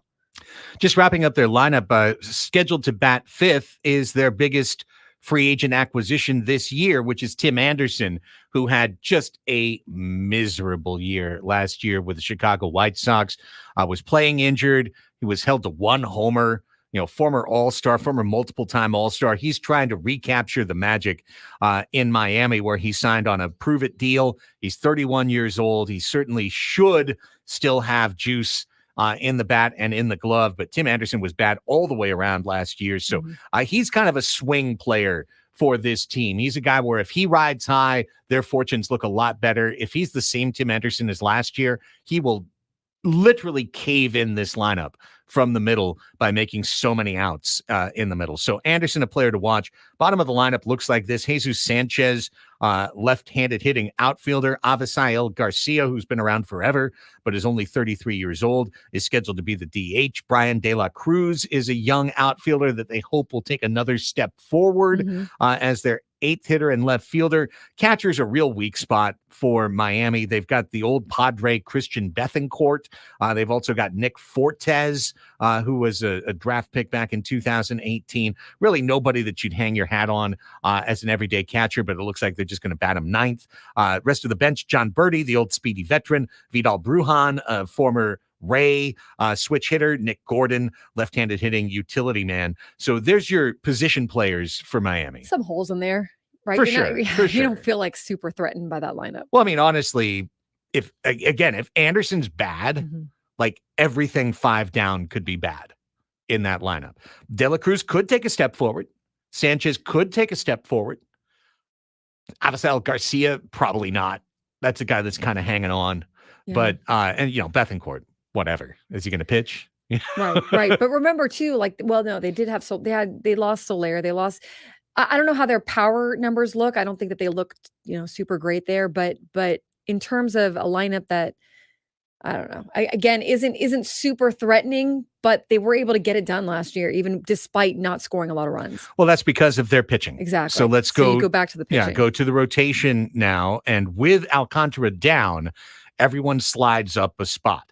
Jesus Luzardo struck out over 200 batters last year, coming over from the Athletics by trade a couple years ago. And he's really the ace now. Yeah, he really is. At age 26, he's stepping up. But Yuri Perez, who really impressed as a rookie last year and was a top prospect in the Marlins organization, he's back now at just 20 years, 9 months of age to be the number 2 in the rotation. AJ Puck, who was the closer of the Marlins for a good period of last season before he got demoted out of the role, he has stretched out to be a starter and has had really impressive reviews in spring training so far. He has been very electric. So looks like they're going to put Puck in the starting rotation. Edward Cabrera had to leave his very last start over this past weekend for Miami with shoulder tightness in his warm-ups. So that's a huge loss potentially for the Marlins. Trevor Rogers, left-hander, an organization player, could slide up, and that could open up the 5th starter job for one Ryan Weathers, who at age 24 has had a dominant spring with the Miami Marlins, Annie. I think when we talk about, it's almost worth a whole separate segment, but when we talk about Jackson Merrill, Graham Pauley concerns, and we talk about cautionary tales in A.J. Preller's past, I think Ryan Weathers really should be more of the poster boy for this than we've used in the past. This is a young pitcher who got thrown way over his head right at the start of his career and admitted in many interviews last year that just that simple promotion to pitch in the playoffs against the Dodgers in the COVID season in 2020 weighed on him every remaining year in the organization. Yeah, it's going to be an interesting case study for sure. But he could definitely be in that starting rotation. He could be a swing man as well. The Athletic ranked the top 150 starting pitchers for 2024 for whatever that's worth. All these rankings I think are sometimes probably not worth a whole lot, but they have 5 Marlins pitchers among the top 77. And they also had one of the deeper bullpens last year. I'm not exactly sure how dominant that is looking this year, but it looks like most of the guys are returning. Yeah, Tanner Scott looks to be their closer. They've got a bunch of guys past that. I mean, decent pitchers, Chargois, Nardi, Sixto Sanchez used to be that huge prospect in Philadelphia. Maybe he finds his way as a reliever. These other guys are anonymous. If you know who Anthony Bender, George Soriano, or Brian Hoeing are, you probably play in a 20-team fantasy league or something like that. So, some pretty nondescript names. But remember, the Marlins do a good job. They are always a good defensive team. Right. And they're always a team that's pretty good at run prevention and usually really struggles to score, hence playing in one of the biggest pitchers' ballparks in the league. That'll hurt. That'll do it. That'll hurt for sure. But yeah, I mean, I think that they're contenders. I do. I mean, I don't look at them and say you can count them out. I think that they could be in the mix at the end of the season for a wild card spot. Absolutely. They need to have a few things go their way. They're going to hang their hat on the pitching. They need some of their hitters to step up and have better seasons than they had last year or joining this team.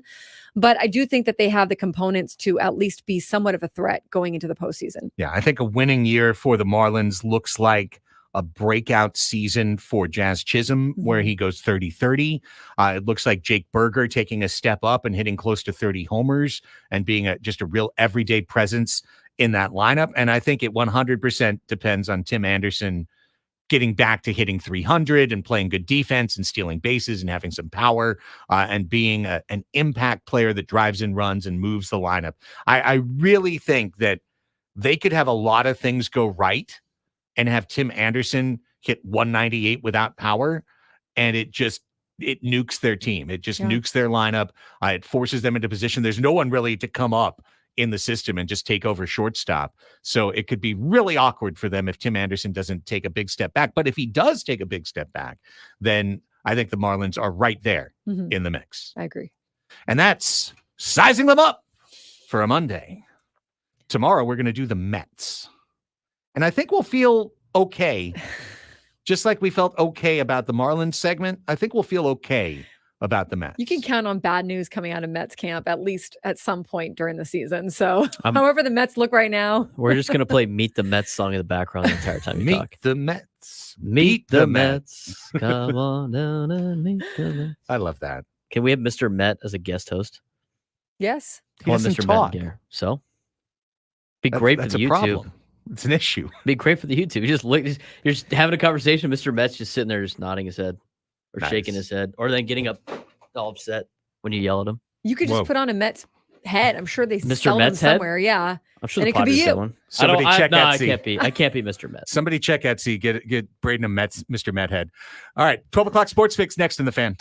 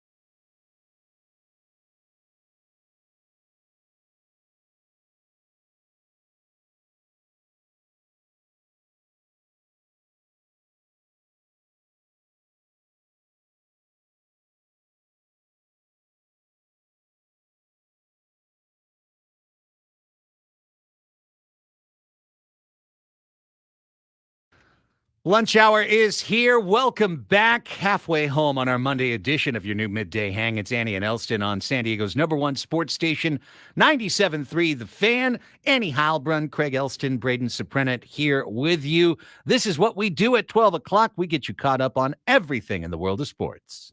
Oh, time for lunch, eh? Hey, Mom! The meatloaf! We want it now! See your mom cut the crusts off your bread? Mom, the meatloaf! Well, you probably missed a lot in the sports world. Don't worry, we've got you covered from high school to professional and everything in between on the 12 o'clock Sports Fix on Annie and Elsten. Here we go. Local, regional, national sports. We've got it all for you, starting with March Madness, conference tournaments taking place, end of regular season action. Braden's got the college hoops report. It's kind of weird going back and forth with Jumpin' Jack Flash, but it's still okay. Dueling music for you on the bumpers. I got it in so you could hear just the bottom half of it. Aztecs tough loss on Friday to Boise State. They will be in action later this week in the Mountain West tournament. USD has already been knocked out of the West Coast Conference tournament. They lost big on Saturday I think it was Friday night, to Santa Clara. So their season is done. Bryce Pope and company for UC San Diego are playing in the CBI. So they've accepted an invite, aka they wrote a check to go play in the CBI, which they're ineligible for the postseason, but I guess they can play in the CBI, which is good for them. Gives them an opportunity to play in a tournament. They probably would have been battling for a tournament spot in the Big West tournament, but obviously last year of ineligibility. So good for them. They get to get some postseason play for their seniors that had to grind out through 4 years of being ineligible for the postseason. All about that CBI, Braden. Let's go. Big CBI. Well, you know what? If I'm going to be in this CBI, we might as well win it. It's like an Argo. If it's going to be a fake movie, it's going to be a fake hit.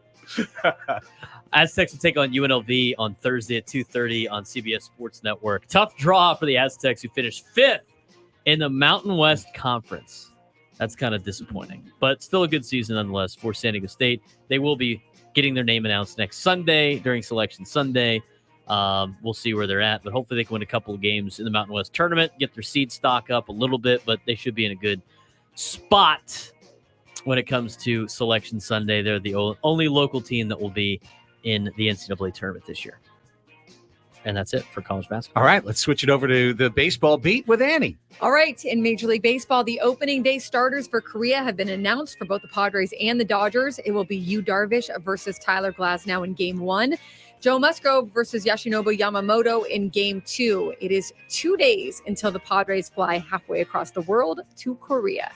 The Padres optioned infielder Matthew Batten to minor league camp. They reassigned outfielders Cal Mitchell, Jacob Marcy, and Tim LaCastro, infielder Mason McCoy, and catcher Kevin Plawecki to minor league camp. They now have 37 players remaining in major league camp.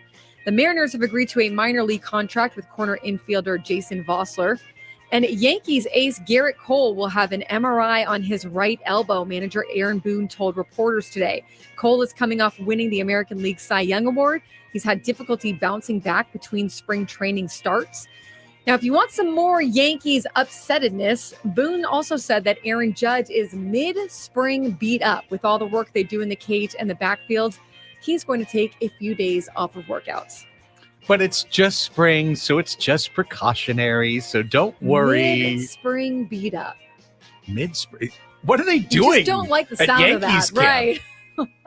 Like how, if that was the case, lots of players would be taking a mid-spring beat-up few days off. I mean, they said Soto and Judge are like brothers now. Are they fighting like brothers? Are they giving each other noogies? Are they wrestling on the lawn? Are practices that difficult? Why is Judge beat up? He's big. Why isn't he beating up people? Why is he getting beat up? You playing hockey teams down there? What are you doing? Interesting to see if that is the end of that. We should talk more about Garrett Cole later. But Garrett Cole getting hurt would be really, really, really, really, really bad for the Yankees. Really bad. Really bad. All right, time for your stadium and arena update here on the 12 o'clock Sports Fix. We roll on. The U.S. women's national team lift up the silverware. They take down the CONCACAF W Gold Cup 1-0 over Brazil last night. 5:15 kickoff in front of a near sellout crowd of over 31,000 at Snapdragon Stadium and a national television audience on CBS and Paramount Plus. Lindsey Horan's header in the 46th minute, which was the first minute of stoppage time in the first half, on a lovely cross, was the only goal of the night. Clean sheet for the USWNT defense. They win the first ever W Gold Cup. CONCACAF covering North, Central, and South America. San Diego Legion won their first match of the National Rugby League season on Sunday in Dallas. They beat those Dallas Jackals 30-23. I just hate the Dallas Jackals. Just for being named Jackals. Oh, Jackals. Jackals with your tries.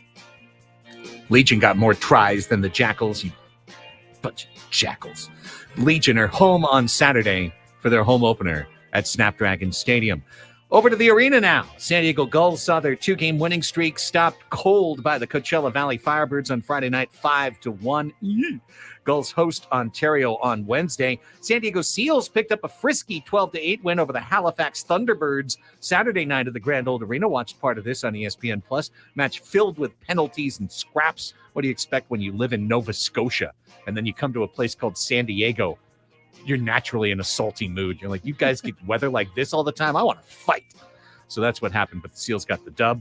San Diego Sockers used a 5-0 second quarter to take firm control, cruise to a 10-3 win over the Empire Strikers last night at Pechanga Arena. Sockers keeping their 8-point lead in the Pacific Division over second-place Chihuahua. Tonight, San Diego Mojo hosts the Orlando Valkyries at Viejas Arena in Pro Volleyball Federation action. First service just after 7 o'clock. NFL free agency is going nuts. Braden's got the latest.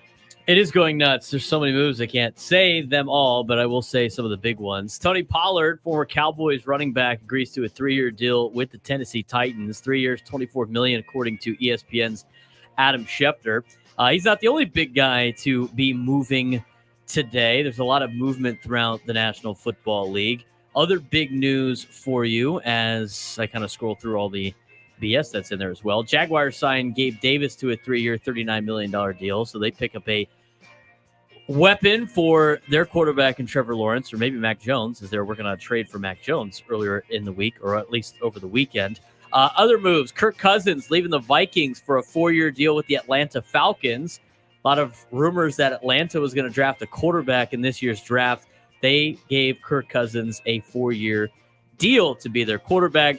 And then probably the biggest news of the day, the Eagles are signing ex-Giants running back Saquon Barkley to a 3-year, $37.75 million contract that could be worth up to $46 million. That includes $26 million fully guaranteed at signing, according to ESPN's Adam Schefter. So some big-time teams making some big-time moves in free agency today as we move on to Annie for the NBA and NHL. As we were discussing earlier, the San Diego Clippers are moving their G League. They're not the San Diego Clippers. The Clippers are moving their G League franchise from Ontario to Oceanside. Right, the LA Clippers are doing LA that. Clippers. And then it's named. Sometimes I don't write so That's okay. well. Sometimes I don't read it. The renamed San Diego Clippers will play at the brand new Front Wave Arena in Oceanside starting next season. The announcement is being made next hour in North County. So yes, San Diego will get a G League team, and they will be named the San Diego Clippers. Staying with the Clippers, they had back-to-back matinee games this weekend at Staples Center, bridging the daylight savings time gap. Saturday, the Clips beat the Bulls 112-102, but Sunday, a more rested Milwaukee Bucks team came from behind to take them out 124-117. The Lakers had a big weekend going 2-0 on Friday night. Spencer Dinwiddie, did I get that right? You did. Great. Blocked Damian Lillard's last-second shot to preserve a 123-122 win over Milwaukee. Sunday, the Lakers held off a short-handed Minnesota Timberwolves team 120-109. The Lakers are now a game and a half ahead of Golden State for 9th in the play-in bracket, 1 game behind Dallas for 8th. 6 games in the association tonight, highlighted by Phoenix at Cleveland. And in the NHL, the Islanders smashed the Anaheim Ducks at home 6-1, while Dallas skated past the Kings 4-1. Tonight, the Kings host the Islanders. Philadelphia Flyers head coach John Tortorella has been suspended 2 games by the NHL. He was ejected from a blowout loss to Tampa Bay this weekend. He refused to leave the bench afterwards. I love that. That's right. Refused to leave. How dare you?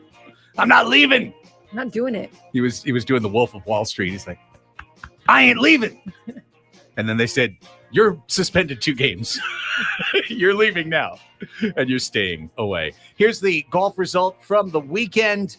The Arnold Palmer Invitational presented by MasterCard. Scotty Scheffler ran away from the pack with a final round 66. He finishes with 15 under, 5 strokes ahead of Wyndham Clark for second place. Shane Lowry was in third. The Players' Championship this week. Things are starting to get really juicy in golf as we head toward the Masters. The Players is usually one of the more star-studded fields. Elevated tournament, big prize pool. Should be a ton of fun this weekend. Can't wait. Back to Braden to wrap things up with the high school report. We got college baseball and high school news for you. And college baseball. USD goes 1-2 this weekend at number 17 Dallas Baptist. Able to sneak out a victory on Saturday afternoon. They were down 4-2. They put up 6 runs in the 9th inning and win the game 8-4 on Saturday. Tough one yesterday as they take one on the chin, 16-4. Walks did them in. 14 walks for USD pitching on Sunday against Dallas Baptist. They will take on Cal State Northridge on Tuesday. As for San Diego State, again, another weekend of conference play. They go 1-2 against Nevada after going 1-2 against Fresno State 2 weekends ago. They will play UC Riverside at home tomorrow at Tony Gwynn Stadium. And the Tritons have been on a little bit of a roll after the Tony Gwynn Legacy Tournament. They won against Loyola Marymount on Sunday, February 25th, swept Stephen F. Austin for 4 games, and have now swept the Pacific Tigers in 3 games over the weekend. They won 4-3 on Friday, 9-4 on Saturday, and 9-4 on Sunday. They actually will host Nevada today on Monday as Nevada finished up their series against San Diego State and will now play the Tritons today at Triton Ballpark later on this afternoon. Preseason top 10 has turned into week 1 top 10 for high school baseball. LCC, after a 3-1 start, got 11 first place votes. Carlsbad, number 2, 4-0 start. They got 7 first place votes. Granite Hills, 3-1 start in 3rd place. Cathedral Catholic got voted 4th. Torrey Pines 5th. Patrick Henry 6th. Eastlake 7th. Saints 8th. Montgomery 9. And Rancho Bernardo 10, according to the San Diego Union Tribune Sports Writers baseball poll. As for baseball games today, we got some good ones for you throughout San Diego County. Eastlake's out in Hamul taking on Steel Canyon. University City hosts Mater Dei Catholic. Montgomery is at Helix. El Cap at Mira Mesa. San Diego Academy will play Maranatha Christian. Torrey Pines at Mount Carmel. Patrick Henry and Granite Hills, big matchup out in the East County. Valhalla goes to the Island to take on Coronado. And the big-time rivalry, Poway taking on RB today at 4 o'clock. So that's some good baseball news in high school baseball. High school softball has gotten underway as well. Some interesting games tonight. Otay Ranch at OLP. Valhalla at Rancho Bernardo. San Marcos at Granite. Mira Mesa takes on Helix in high school softball throughout San Diego County. And that's a look at the local baseball from college to high school and a little bit of softball as well. Great stuff. Time on the segment. 13 minutes for your weekend recap on the 12 o'clock Sports Fix. Was at the Sockers match last night, talking to some folks afterwards and talking about a couple of things happening in the world of sports. And it was literally said to me, can't wait to hear that in the 12 o'clock Sports Fix. Nice. Thanks, everyone. So, hey, it's not, we're trying to program your brains.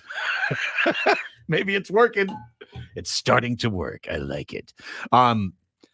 Peeling something out to wrap up the segment. I was watching the Clippers game yesterday, the Los Angeles Clippers game. So sorry. No, that's okay. I was watching the Los Angeles Clippers game, and former radio colleague Jeannie Zelasco, who does their pre-half post game, was just going off on the league. Brian Seaman, their television voice as well.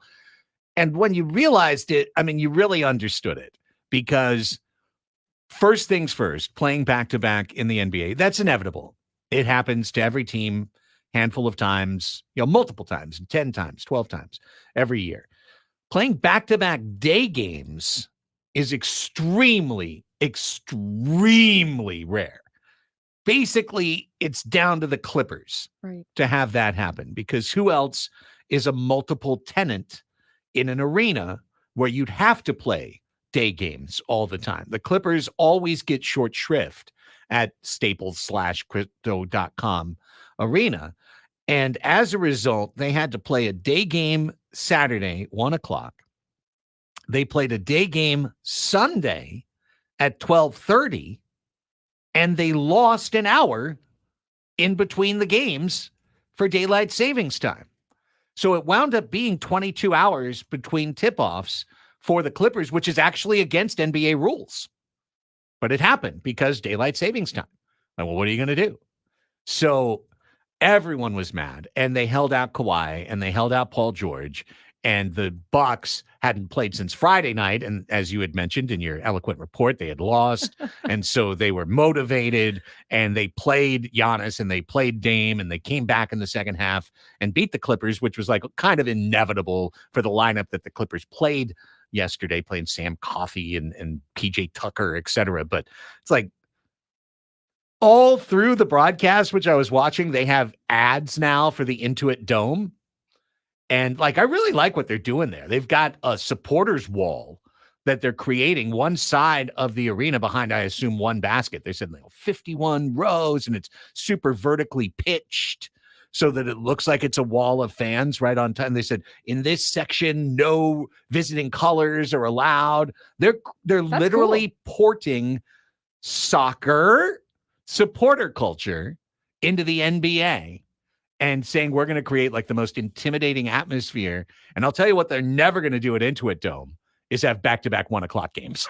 Are they the team that asked for jerseys from the high schools and things like that? So they could, that's pretty cool. Aren't they displaying? They're displaying jerseys from kids all over high schools. Is it in California or something like that? Yeah.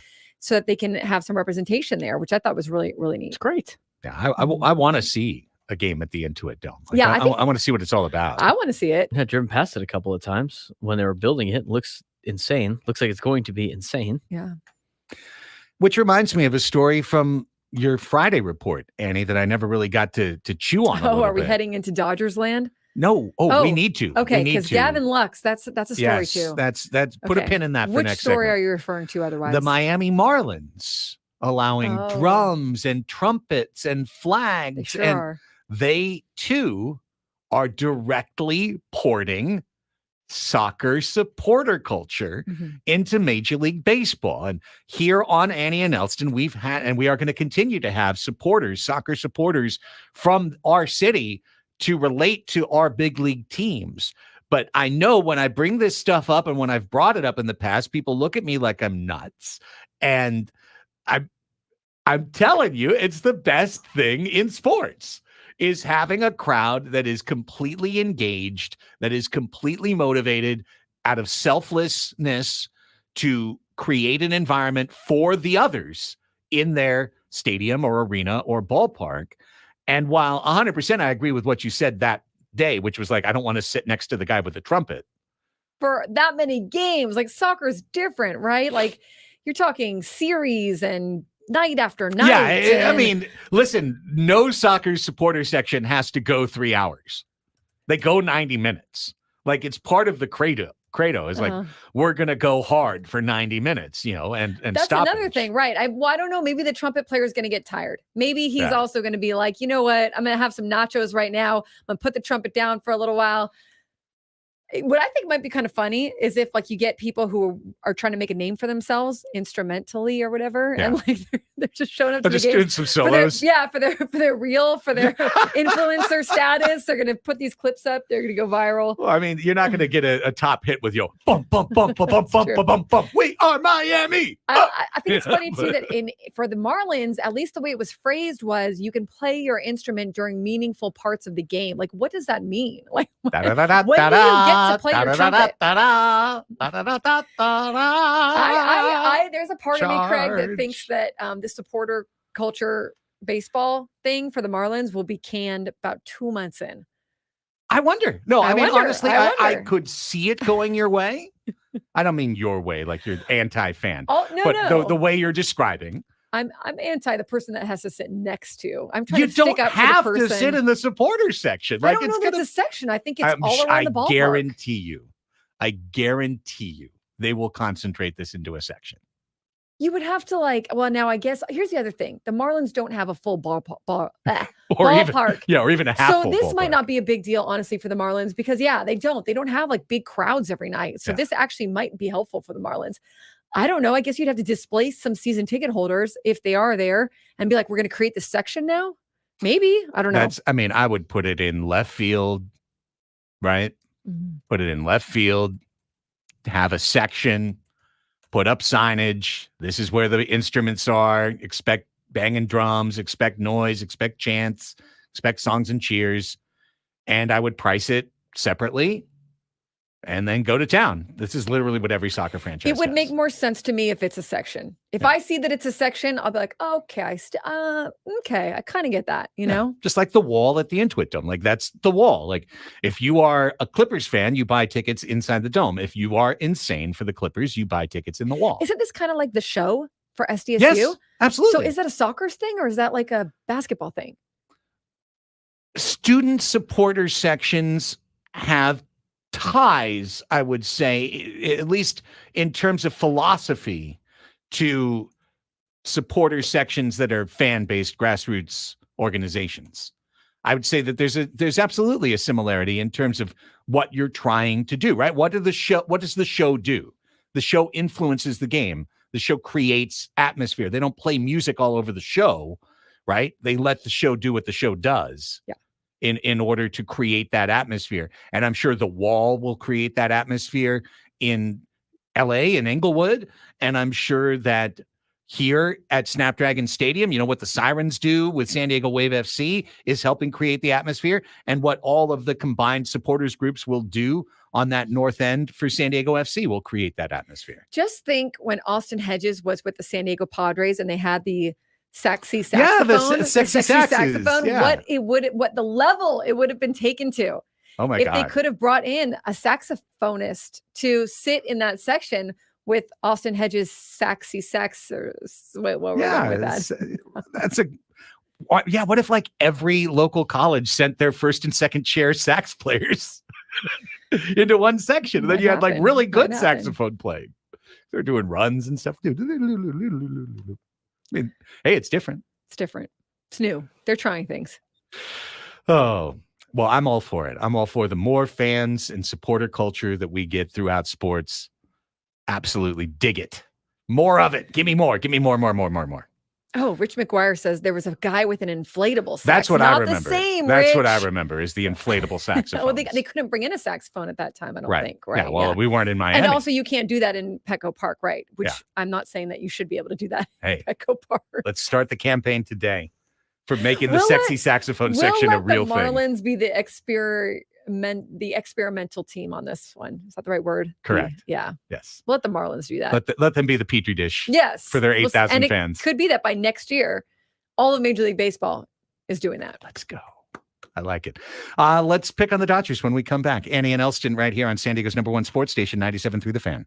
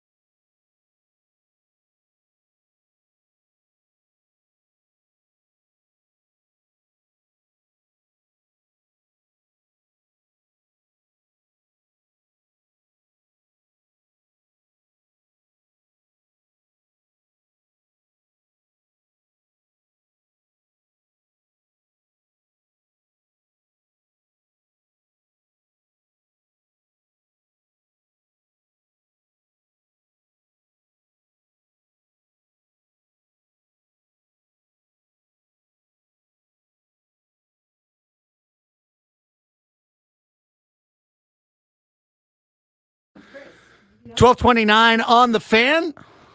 Welcome back to Annie and Elsten. Listen to Sam Levitt's podcast, Inside San Diego Baseball. Sam will cover everything going on with the Padres. Find it at 973thefansd.com, the Odyssey app, or wherever you get your podcast. Sammy will be joining us at the top of the hour. We'll get him live from Peoria. Can we follow up on this wall thing? Sure. At Intuit Dome? Because now I just did it. Thank you to Chris W., who said Steve Ballmer was inspired to create the wall after attending Kawhi Leonard's jersey retirement night at SDSU and seeing the student section. How cool is that? I just did a quick Google. Bryce Miller wrote something in January of last year. But yeah, that seems to have been the inspiration, was Kawhi Leonard's retirement. That is awesome. And seeing the show, seeing how. So it's the show. Right. The show was the inspiration. I mean, that's pretty sweet. It's awesome. He said, just standing on the court and looking up, it was just like, whoa, this is fun. Seeing the show there and what they were able to do. There were a lot of things we couldn't do and still have a chance of generating decent revenue, but I knew it was worth grinding harder to try to incorporate those kinds of elements. That's awesome. It's funny. Our beloved Tony in the chat says Steve Ballmer just thinks San Diego is an LA suburb. He can kick rocks. Tony, I hate to break it to you, but most everyone in LA thinks that. It's just how they think up there. Most everybody in the United States thinks that. That as well. San Diego is an LA suburb? Yeah. That's what we are to most people in this country. There, guy. It's just the way it is. We know better. First time meme? First time? Right, It's your first time, dude? I mean, this is the reality of the situation. I'm not going to get mad at Steve Ballmer about it any more than I'll get mad at everyone else. We can just accept that for ourselves and hold that close to our hearts as we go ahead and guard our sleepy little village against the outsiders from LA. Wait, are you saying that Steve Ballmer is stealing something for? No, he's just like mad because Steve Ballmer looks at San Diego as like lesser than, putting his G League team there, blocking any NBA team from coming, et cetera, et cetera. But I thought we said that he wasn't really blocking because it's kind of blocked anyways by the NBA. It is blocked anyways. And the Lakers block it just as much. So my thing is, if we actually had teams trying to be here and build an arena and bring NBA here, I would be first in line. I want an NBA team in San Diego. I think that would be a blast. I'd go crazy. I'd go insane. I would love it. It's just you don't see anyone, or maybe they are behind the scenes, but with the lack of arena, I suppose, is really the biggest thing. That's step one. That's step one. And then maybe, I don't know if they consider the market a sustainable, profitable market, that sort of thing. They don't. Okay, well, I would love it if the NBA came here.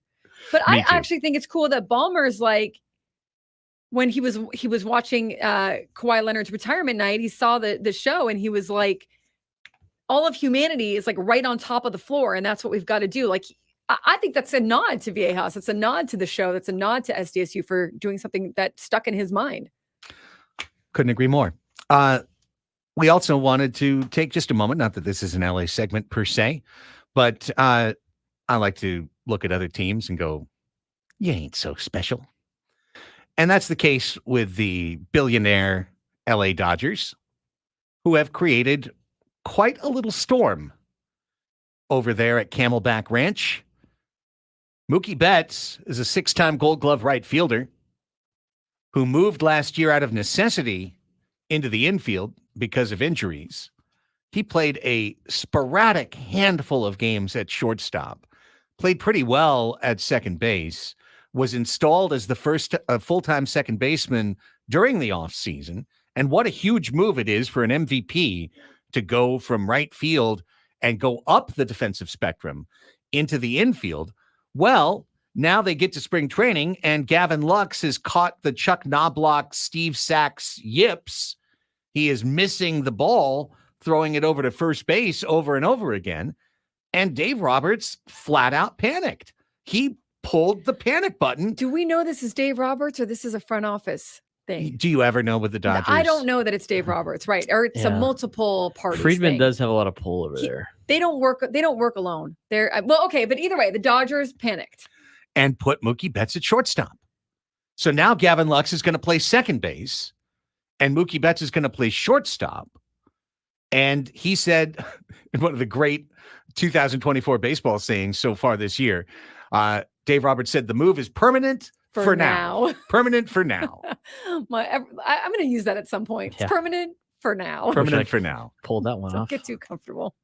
I'm honestly stunned because it's one of those things, and it's spring training and concern trolling, say whatever you want.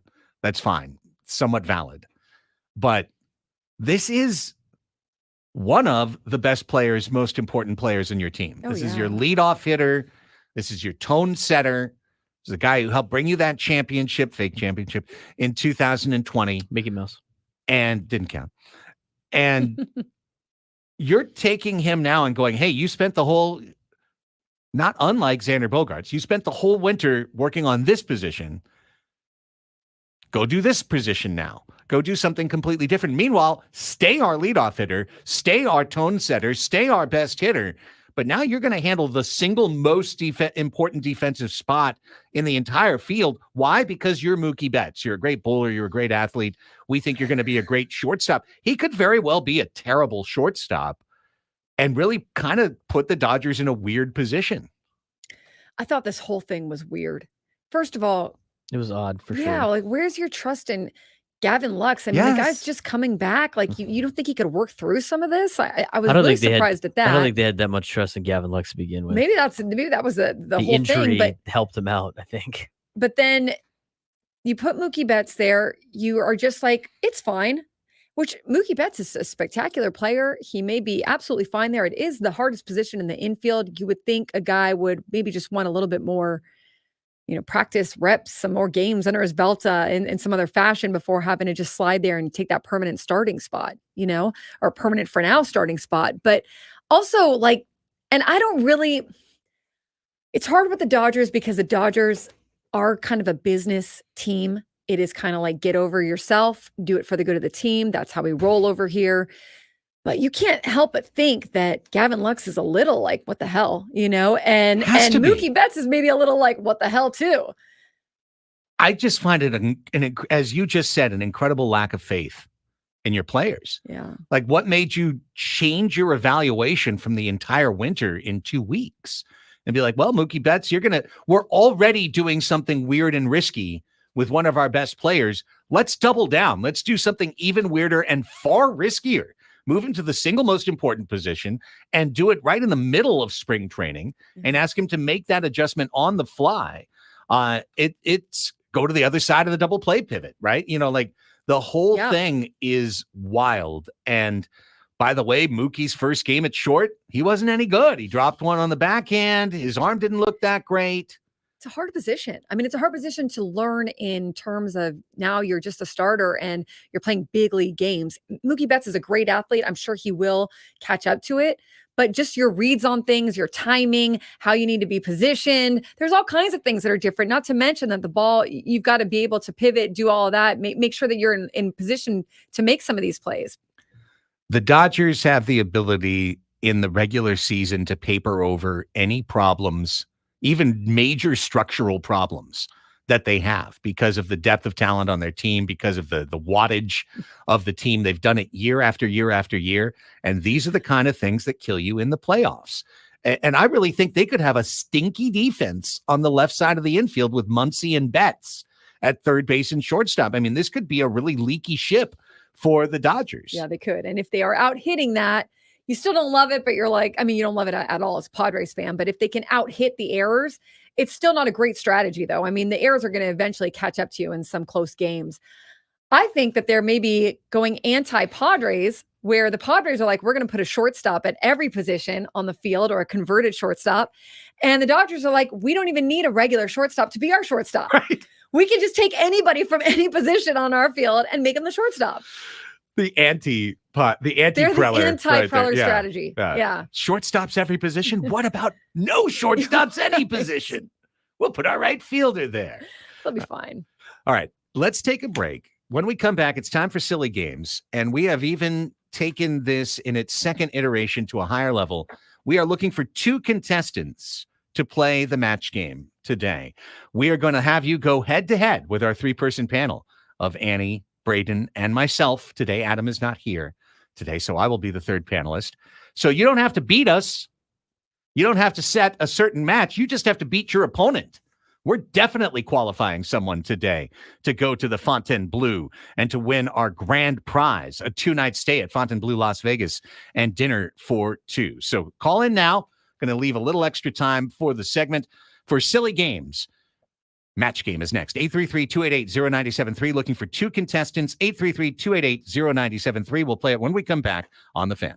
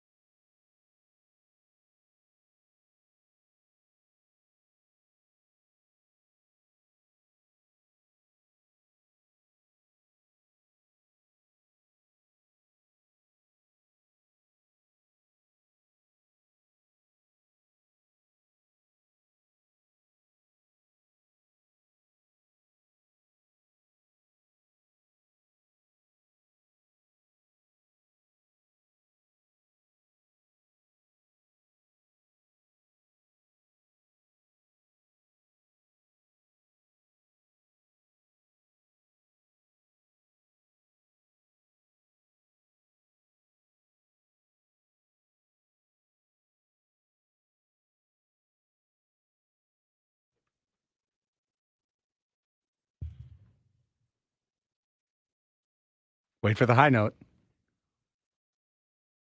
It's a crazy note. I'm so glad that I had my headphones hooked into the right spot just so I could hear this.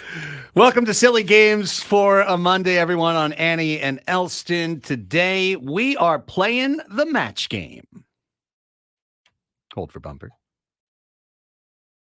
There it is. This is your chance to match our celebrity panel of Annie, Braden, and myself, and whoever does best is going to be in our grand prize drawing at the end of the month for a 2-night stay at Fontainebleau, Las Vegas, and dinner for two. We have two contestants on the line ready to go head-to-head on Match Game. Let's welcome in Mac. Hi, Mac. Welcome to Annie and Elsten. How are you? Good afternoon. How are you? Doing well. Tell us a little bit about yourself. Just taking my lunch break and decided to call in and try to play a game. Appreciate you, Mac. Stay right there because your competitor today is Robert. Robert, welcome to Match Game. How are you? Oh, I'm very well. How are you guys? Doing incredibly well. Did you just hang up on Mac, Braden? No, the phone got disconnected. Oh, here he comes there back. is. Mac is coming right back. Yeah, Robert, yeah, tell us a little bit about yourself while we get Mac back lined up. He's on. Hey, how's it going? Well, I'm currently out driving around for Amazon while I'm trying to become a commercial pilot. Nice. Love it, Robert. Well, guys, have you ever watched Match Game before? You know what we're about to do? No, go ahead and I'm going to say no. Okay, great. No worries. No worries at all. This is a classic from the 70s that we have brought back to you here in 2024. Match Game 97.3. Here's what's going to happen, guys. We're going to play in 2 rounds. In each round, you're going to get a chance to answer one question each. I will have a prompt. It will end with a blank. Then all 3 of us, we're going to read out the sentence for you. All 3 of us, your panelists, are going to write down our answers. Then we're going to come back to you. You're going to give us your answer. And the more people you match, the more points you get. Whoever has the highest point total after 2 rounds is today's winner. Sound good? Sounds good. Makes sense to me. All right, here we go. Round 1. Mac, you called in first, so you get to be contestant number 1. I invite you to pick either question A or question B. We'll go question A. Question A it is. All right, fade out the music there, Braden, because we have to have our thinking music momentarily. Here's question A. Panel, are you ready? Yep.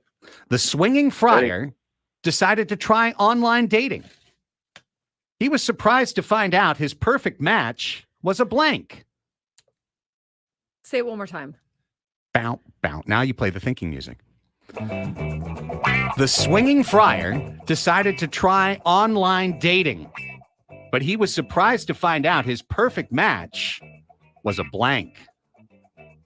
All right, panelists are thinking of their answers. Mac, think of yours quietly.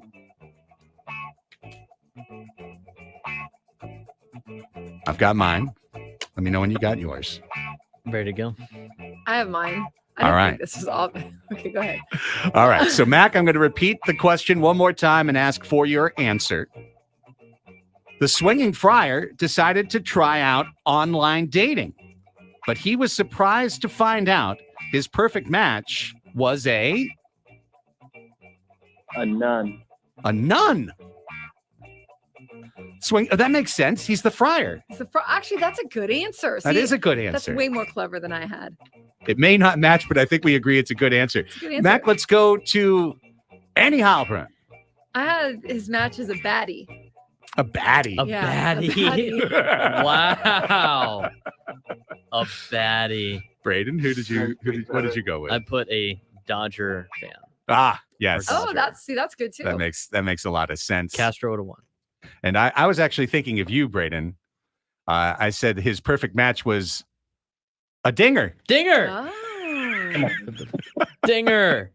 A dinger. I think a nun is Triceratops. actually objectively a much better answer, Mac. However, no points for you in the first round. Let's now pull out question B Wait, and did we give get Robert a try. Oh, Robert. It's now goes Robert's next. turn. Okay, Yes. sorry. My bad. So here's Robert's chance in round 1. Robert, here is your question, panelists. Be ready. Here we go. It was so rainy at the soccer match. How rainy was it? How rainy was it? It was so rainy, CONCACAF replaced the corner flags with blanks.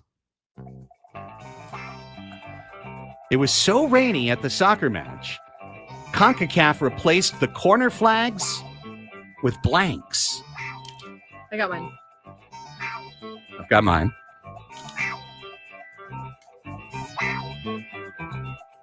I got mine too. All right, we're set. Robert, now we turn our lonely eyes to you. It was so rainy at the soccer match. CONCACAF replaced the corner flags with Buoys. With buoys. Because the water's rising. The buoys would be floating atop the water. That makes a lot of sense. Annie, what do you got? I had buckets. Buckets. Okay, Like you're collecting the rain. Rainy I don't buckets? know. Yeah. Rainy buckets, no match there. No match. Braden? I got a Shocker. buoy. Buoy! Oh, Braden. That's a match. There you go. Where's the little ching? Famous in radio. Ba-ba. Buoy! Buoy. Oh, Wow. good job. 2 matches for Robert. All right, let's go to round 2. You're still in it, Mac. You are still in it. Because you are trailing, we are going to have Robert go first in this round to set your score. So, Robert, would you like to take question A or question B? Question B for buoy. Fair enough. Fair enough. Here it is. Round 2 begins with Robert back on the stick. And here is question B, panelists.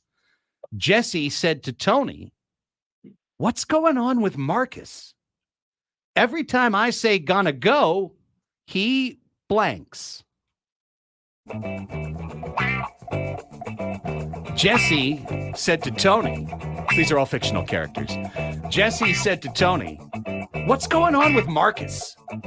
Every time I say gonna go, he blanks."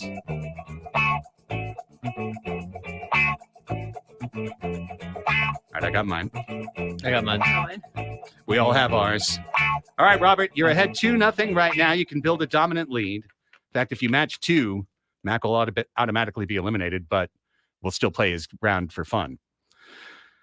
Jesse said to Tony, "What's going on with Marcus? Every time I say gonna go, he what?" Heads to the John. Heads to the John.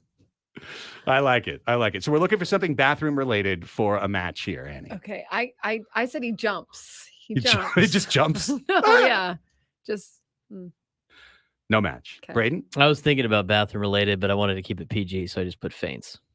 He faints. He passes Ooh, out. it's good. All right, I'm going to have to ask the two of you because I didn't say bathroom. I just said he leaves. No. Gonna go? and he leaves. wins. He's just gone. I don't think he gets a match. Gonna for go. He runs out. Okay, no matches for Robert there. No So matches Robert, for Robert. that's fine. It brings the drama to our final question. Great. Robert, you're on 2. Mac, here's your chance. 2 to tie, 3 to win outright as we get to our second question of round 2. Panelists, are you ready? Yes. Java Joe is a confident fellow. Before his last spring training start, he challenged the mascot to a blank. Java Joe is a confident fellow. Before his last spring training start, he challenged the mascot to a blank. All right, I got mine. Okay. Braden's working. I'm in. Braden's in. All right. Mac, here we go, buddy. We're all counting on you. I'll ask you the question one more time and get your answer. Java Joe is a confident fellow. Before his last spring training start, he challenged the mascot to a blank. What do you got? To a race. To a race. It's good. Like Mr. Freeze. Mm-hmm. I like it. If you get 2, you are going to tie, Mac. Let's find out what Annie Heilbrunn answered. I think my brain just thinks differently on all these. I had coffee drinking contests. Ah! That's what I got. Oh, you do? No way! Coffee drinking contest. That was the winning one. I went with tic-tac-toe. Oh. No. He's literally done that on the field before. He challenged the pitcher to a yeah, tic-tac-toe. That's right. Tic-tac-toe. So what we have is we have a winner in Robert. Robert, congratulations. Congratulations, Robert. Great game, Matt. This is not easy. Robert, you're the winner of Match Game. How does it feel to be the winner of Match Game? It feels like just an incredible Monday. I feel like your Monday's off to a great start, huh? It is.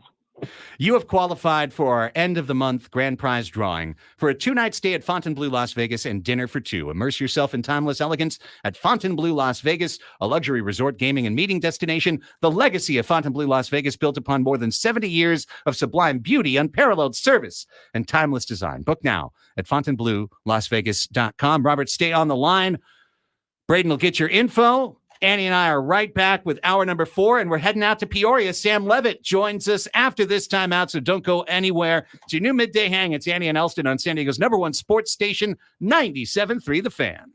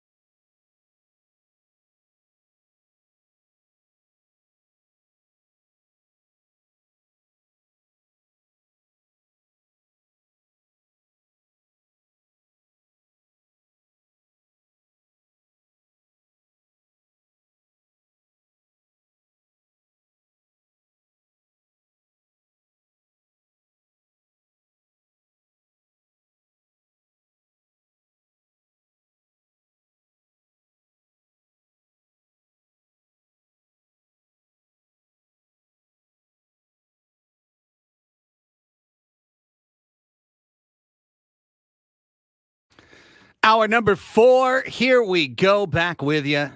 Your new midday hang. It is Annie and Elsten on San Diego's #1 sports station, 97.3, The Fan, with Annie Heilbrunn and our producer, Braden Soprenant. I am Craig Elsten. It is always a pleasure to bring on our next guest, our most regular guest.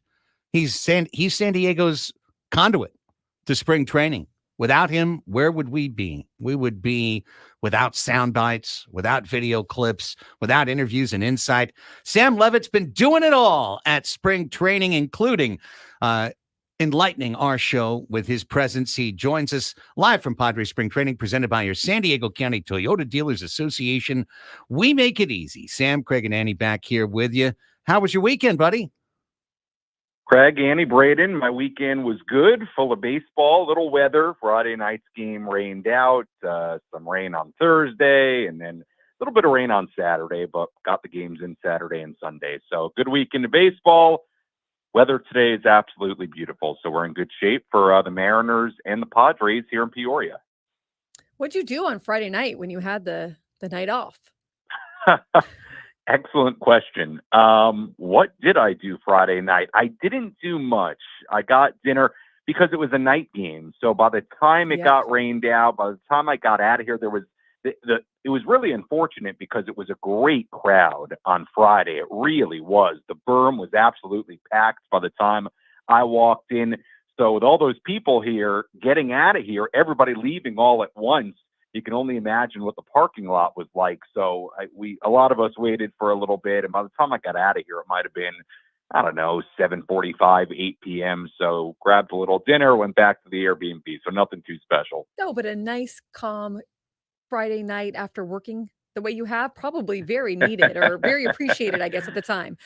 Sammy, yeah, it was. Tyler Wade, can you tell us a little bit about him and the way that he's separated himself at this camp? Well, I think he separated himself in two ways. Number one, he's had a good spring. He's been productive, and I think he adds some versatility to this team. He's somebody who can play a lot of different positions. I talked to him about it yesterday. He's comfortable on the infield, obviously, whether that's shortstop or third base. They put him in center field the other day. He can do some different things defensively, obviously, which would help. And look, he's got a good amount of major league experience. So when you talk about the roster right now and the needs the Padres have, I think Tyler Wade has made a really strong case and may have played himself onto the roster here over the next few days. He's had a really good spring. He's somebody who I think prepares defensively in a pretty unique way. He was telling us yesterday about how he'll go to all the different positions every day, get a little work at each one before the game. So he's somebody who I think understands that versatility is part of his game. And offensively, he's had some really nice moments so far this spring. So credit to Tyler Wade. Obviously, nothing a guarantee, but he would be a very interesting and somewhat experienced bench option for the Padres. And obviously, with Manny Machado's status, you could see him at third base some. You could see him in center field some. You could see him on other spots of the infield some. So to his credit, he's played well, and I think is certainly a name to watch here in the next few days. Yeah, we were going in our 11 a.m. Padres Deep Dive, Sam, today, kind of through the projections. Dennis Lin put out projections, AJ Cassavell, some roster projections, and in particular, Dennis projecting the bench, put Brett Sullivan on the bench as a third catcher, as one of the 4 reserve spots. I get it. But personally, I think about in American League rules, with the DH, your bench is so much less used than it is in the old rules with the pitchers hitting, that generally when one of these guys comes up, it's going to be to take advantage of a platoon situation. It's going to be an offensive substitution. So, like, if we're going to have a left-handed bat on the bench, I think I'd rather it be Wade than Sullivan. Yeah, that's fair. And look, Tyler Wade has far more major league experience. I mean, Wade's bounced around a little bit, obviously spent a number of years in New York, but he's somebody, for whatever it's worth, who has had a really good offensive spring. And just, Craig, from the experience standpoint, has more than Sullivan. And also, I think defensively does give you more versatility. I mean, Sullivan can play some different spots. We know that. If he was on the roster, it would be sort of like carrying a third catcher, but one that is probably going to appear at some point in other positions. with Wade, you really have a true bench utility man. I think he said yesterday, kind of like a Swiss Army knife, right? So if you're picking a left-handed bat, there are certainly advantages that Wade would have over Sullivan. And by the way, that's not to say that both couldn't end up on the roster, but if you're picking between the two, there is certainly a case for Wade in a number of different areas. Sammy, Pedro Avila pitched out of the bullpen yesterday. Did you kind of get a sense that that was maybe signifying something for him? Yeah, I think it did. I think it's one of the rare times this spring where you can see something happen in a game or see something happen over the course of a couple of weeks. And look, Mike Schilt didn't definitively say it, but I think you can sort of read the tea leaves that he came out of the bullpen, pitched one inning, and just the results for Pedro, unfortunately, have not been there a whole lot this spring. So when you consider the part of the schedule we're in, we've got, just over 48 hours until this team leaves for Korea. And we know they don't have to make, in particular, the pitching decisions, the rotation decisions right now as they leave for Korea. But I do think you can certainly read into it and maybe safely assume that Pedro Avila is no longer in that rotation competition. And just a wider look at that competition right now, look, Matt Waldron and Johnny Brito both were good over the weekend. Waldron has had a terrific spring for the most part. Both of them got hit a little bit over the weekend, but they found a way to limit damage and get out of some jams. Brito's last two outings have been really good. Randy Vasquez has been up and down this spring, somebody who has options. So to me right now, I mean, based on performance and based on how this is playing out, I think it's getting, not, again, no guarantees, but maybe the picture is getting a little bit clearer with maybe Waldron and Brito grabbing those two final rotation spots. And by the way, with Avila, doesn't mean he can't end up in the bullpen. We've talked about his options, being out of options, I should say. That could certainly play into a spot in the bullpen for him. He does have some experience and some success as a long man for this Padres team as recently as last year. So it doesn't mean that Pedro Avila won't be on this roster. I think there's still a chance of that. But I did think yesterday him coming out of the bullpen kind of told you the story about where he is as far as the rotation competition. We're chatting with Sam Levitt live from Padres Spring Training, brought to you by your San Diego County Toyota Dealers Association. We make it easy. Two exhibitions over in Korea, Sam, and Annie and I were kind of kicking this around a little bit earlier this morning, but it's very interesting in terms of the decision matrix for Mike Schilt, AJ Preller, in terms of how they're going to utilize those exhibitions. You do get to have 5 extra players make the trip. Obviously, that's going to be a place for some evaluation, but I'm really thinking more about the rotation because there's one way of doing this where you start your number 3 starter and your number 4 starter in those 2 exhibitions. You keep them on schedule, you keep them on rotation, and you kind of omit them from your bullpen plans in the Korea series. There's another way to do this where it's all hands on deck, and it could be Brito pitching in relief in game 2 and King pitching in relief in game 1. But if they did that, they probably wouldn't pitch in the exhibitions, right? Yeah, and you have to keep in mind, like, if you're going to throw certain arms in those exhibitions, what does that mean for their availability, for the days to come in the real games? And there is a day off there, right? But look, Craig, to your overall point, they could go a number of different ways with it. I mean, we got confirmation today that Michael King should be available for both those games. So that's certainly something I'd expect we'd see. I mean, you don't want to get through 2 games and not use Michael King. If I'm the Padres, I do want to use Michael King, but more to the back end of the rotation guys. Yeah, it's an interesting question and strategy as to how you want to use these guys and how does your bullpen plans fit into it all, and just your roster construction for these 2 games. How do you want to sort things out, considering that it may be a very different pitching situation? So I think it's all fluid right now. I'm sure Mike Schilt would say something to the same effect, that it's all fluid. I don't know that we're going to have a great answer until we see those exhibition games and until the games are played against the Dodgers. But Craig, it is a very interesting pitching situation, but I do think it's pretty safe to say Michael King will appear at some point in one of those 2 games. As far as the other guys that would be starters, if the Padres even say anything about that by the time those Korea games happen, I think it's too early to tell.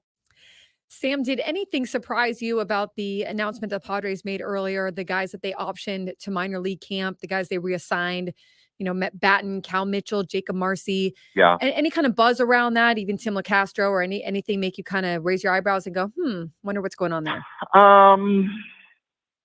No, not really, to be honest with you. I mean, I guess, Matthew Batten, maybe I thought would get to the wire just because he's somebody the organization knows. Obviously, he had a couple of moments last year, but hey, here's the deal. I mean, they've got somebody like Tyler Wade who they may prefer in that kind of utility infield role, right? They may just have other options they like. So, no, nothing really surprised me. Mercado versus Mitchell, if you were looking at that, is just that's one potential spot. Mercado has outplayed him and obviously has shown some power. Look, also with Batten, like they may just prefer, if they're going to go with a homegrown guy in that spot or bring him on the roster, they may prefer Eggy Rosario. So I wasn't super surprised. Marcy, not surprised. His playing time in the Cactus League games had really dwindled. And, I think at some point it becomes a sort of a question of, well, how many first-year guys with limited upper-level experience can you possibly have on the roster? And my goodness, it's certainly starting to look like maybe Graham Pauley is going to be a starter on this team opening day based on the lineups we've seen and based on what's been said. So, Annie, to your question, I wasn't super, super surprised. But with that said, I still don't think there's absolute clarity on these bench spots. If you're putting Pauley on the roster along with Profar, that's 10 position players right there. So it means for the final 3 bench spots, you're looking at Wade, Sullivan, Mercado, Rosario, Miller.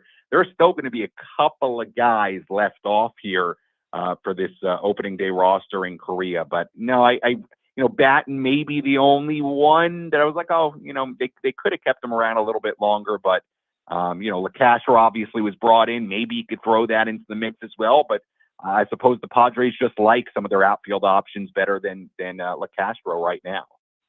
Every once in a while, when I hear you say it, Sam, it kind of like goes clang in my head. Like, and Graham Pauley could be the opening day starter for the opening day. This kid was in the Arizona Fall League this winter, the AFL. We talked about the players who went straight from the AFL to the big leagues, and it's Acuna. It's literally Acuna. That's the list. The list is Acuna long. Right. And look, I think the reason I say that today, there are 2 points to it. Number one, we talk about reading the tea leaves, right? I mean, look at the lineup for Friday and then what became Saturday's game. Look at the lineup here today. Also, I think something that Mike Schilt talked about earlier today, and we've talked about it before with Mike, is the idea that if a young player is going to be in the major leagues making his debut, especially somebody that you really think can help you long term and you think is a part of your future, you want him in a position where he's going to get at bats. So to me, if Graham Pauley is on this team, and certainly with the way they're trotting these lineups out, I think it will be a situation where Pauley, at least from the outset, probably plays third base a bunch. And obviously when Manny comes back, and we'll see what happens over the course of time, right, and how they perform and all of it. But I do think it's going to be a situation where they're going to find a way to get him into the lineup more days than not, because I do think the philosophy is that they want the young guys to get at bats if they're going to be here. Certainly seems that way in the case of Jackson Merrill. And yeah, if I were a betting man right now, at this moment, 48 hours away from this trip to Korea, I'm betting Graham Pauley's at third base for this team on opening day. Obviously, it's a big jump. Same thing for Jackson Merrill, but from what I understand and what we've heard here, the Padres feel like these guys can handle it and what may come along with making that kind of jump to the major league. So look, nothing guaranteed. For all we know, it'll be Tyler Wade at third base opening day. But if you're reading the tea leaves and listening to some of the things that have been said, right now, if I had a favorite in the clubhouse for playing third base on opening day, and I wonder if you guys agree, I'd say it's Graham Pauley. I agree. I think that opening day lineup that the lineup that they posted today is at least could be considered as what would be happening on opening day, even with, down to Yu Darvish. Maybe some of the batting order may be switched around, but position wise seems like that's pretty much what you're looking at. Would you say the same? Annie, I agree with you. Yeah, I agree. That's the thought I had when the lineup was posted Friday, and that is very much the thought I have as the lineup is posted today. I agree. Again, nothing guaranteed, but I just think if Paulie is going to be on this roster, regardless of opening day lineup or not, it's going to be in a spot where he's going to play a lot, because I do think the Padres see that as a necessity, which I agree with. If Merrill and Paulie are going to be up with the team, they got to play. And it does look like it's trending that way. We'll see. Sammy, as always, we appreciate your reports. You're always on top of everything. Just a couple more days and you're back with us here, right? Yeah, I will be back Saturday. I drive back Saturday, so I'm staying through the prospect game on Friday, and then yes, I will be back Saturday. So who knows? Maybe I'll see you in studio one of these days before we get rolling. Oh, you mean the prospect game where like two of the guys in the prospect game are going to be starting in the big leagues? Well, yes, that one. Got it. It is looking that way. But I will say about the prospect game, still a lot of like interesting things about it with Salas and DeVries and a number of guys, a number of the pitchers as well. Lesko and Snelling and Uriarte, Major. So, but yes, certainly in the cases of certainly Merrill and maybe Paulie, it certainly looks like they may not be there, but nonetheless should be fun. All right, Sam, enjoy it. We'll talk to you again on Wednesday, my friend. All right, see ya. There's Sam Levitt. He joins us live from Padres Spring Training, presented by your San Diego County Toyota Dealers Association. We make it easy. I mean, I'm just still blown away. I really am. He's played 20 games in AA. 20 games in AA. AA. He played high single A most of last year. But here in San Diego, we have just guzzled down the Kool-Aid that because you play in the Arizona Fall League for a month, you're big league ready. You're big league ready. Oh, you hit 265 in spring training for 3 weeks? You're big league ready. Let's go. I'm surprised at this one. And I also just feel like, okay, but then what? So when Manny comes back and plays third, then what?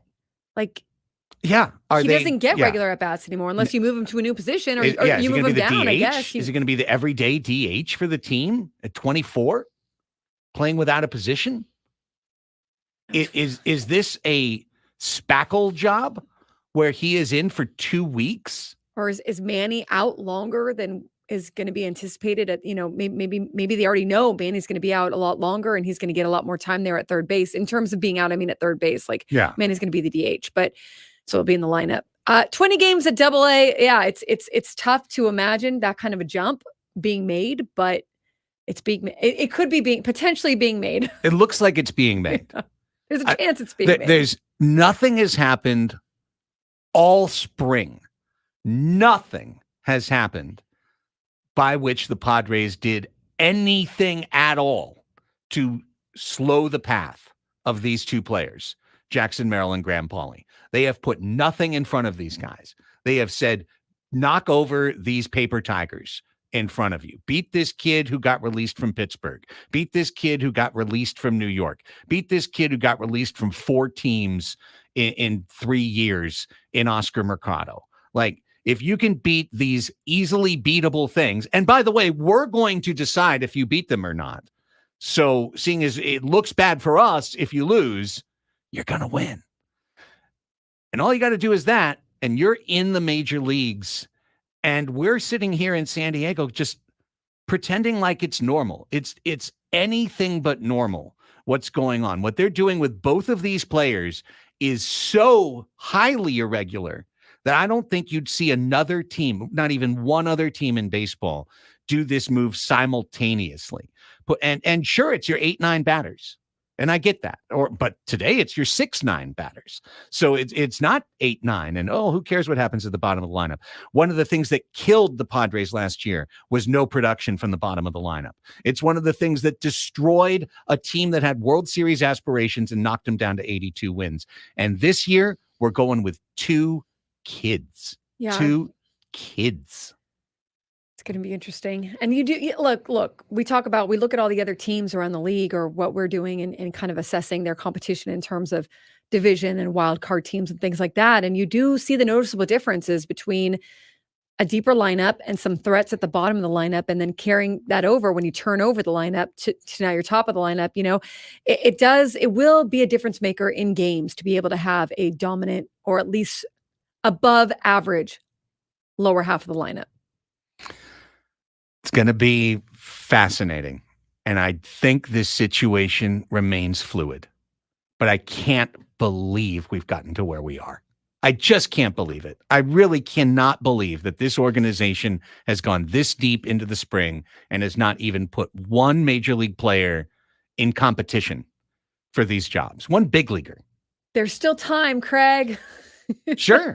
Maybe. And hey, what if it works? Absolutely. Diesel says, hey, what if it works? If it works, we're all going to celebrate it. Yeah.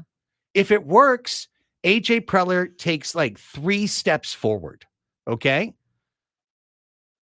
Ryan Weathers. I just want to say it again.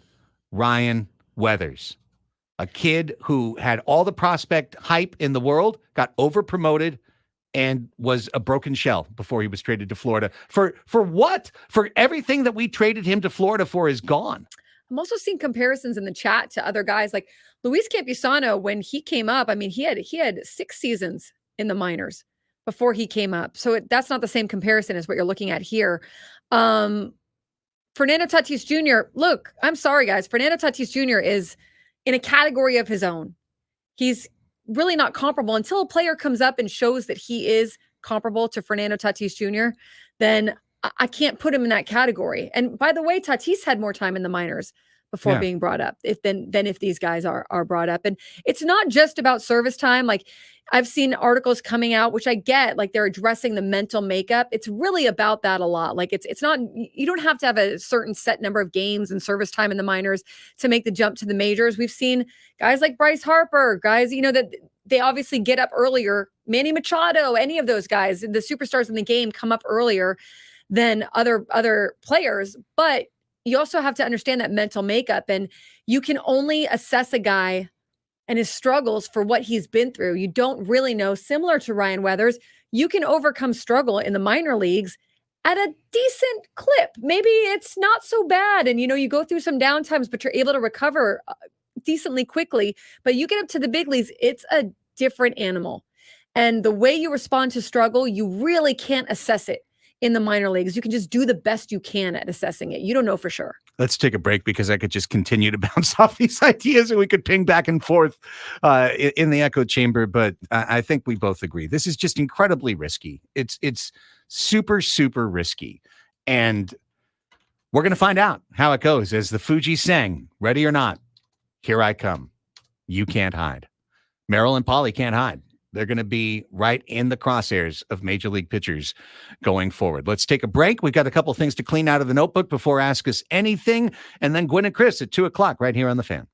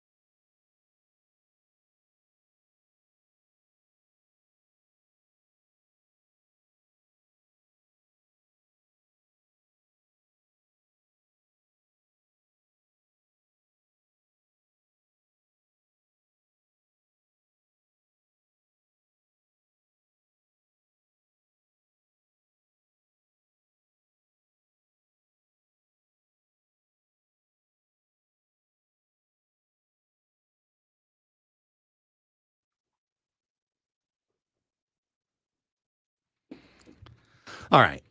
We've got. I need to do a fact check on myself again. What'd you do? I knew it when it came out of my mouth. I'm like, he didn't play 6 seasons in the minors. Luis Campusano. What, 3? 3. 3 seasons in the minors. But he had plenty of time at AAA. Sure. He drafted in 2017, made his debut 2020. I also for like 2 at-bats. Right. It's like you can't.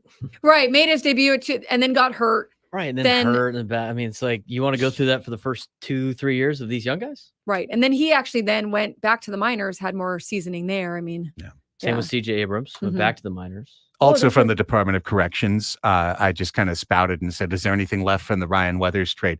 Sean Reynolds is a 6'8" reliever that might someday pitch something for the Padres. So how could I have forgotten? There's a dog that just ran through here. Did you guys see that? That's Chemo's dog. Oh, nice. From Quezon. He brings his dog.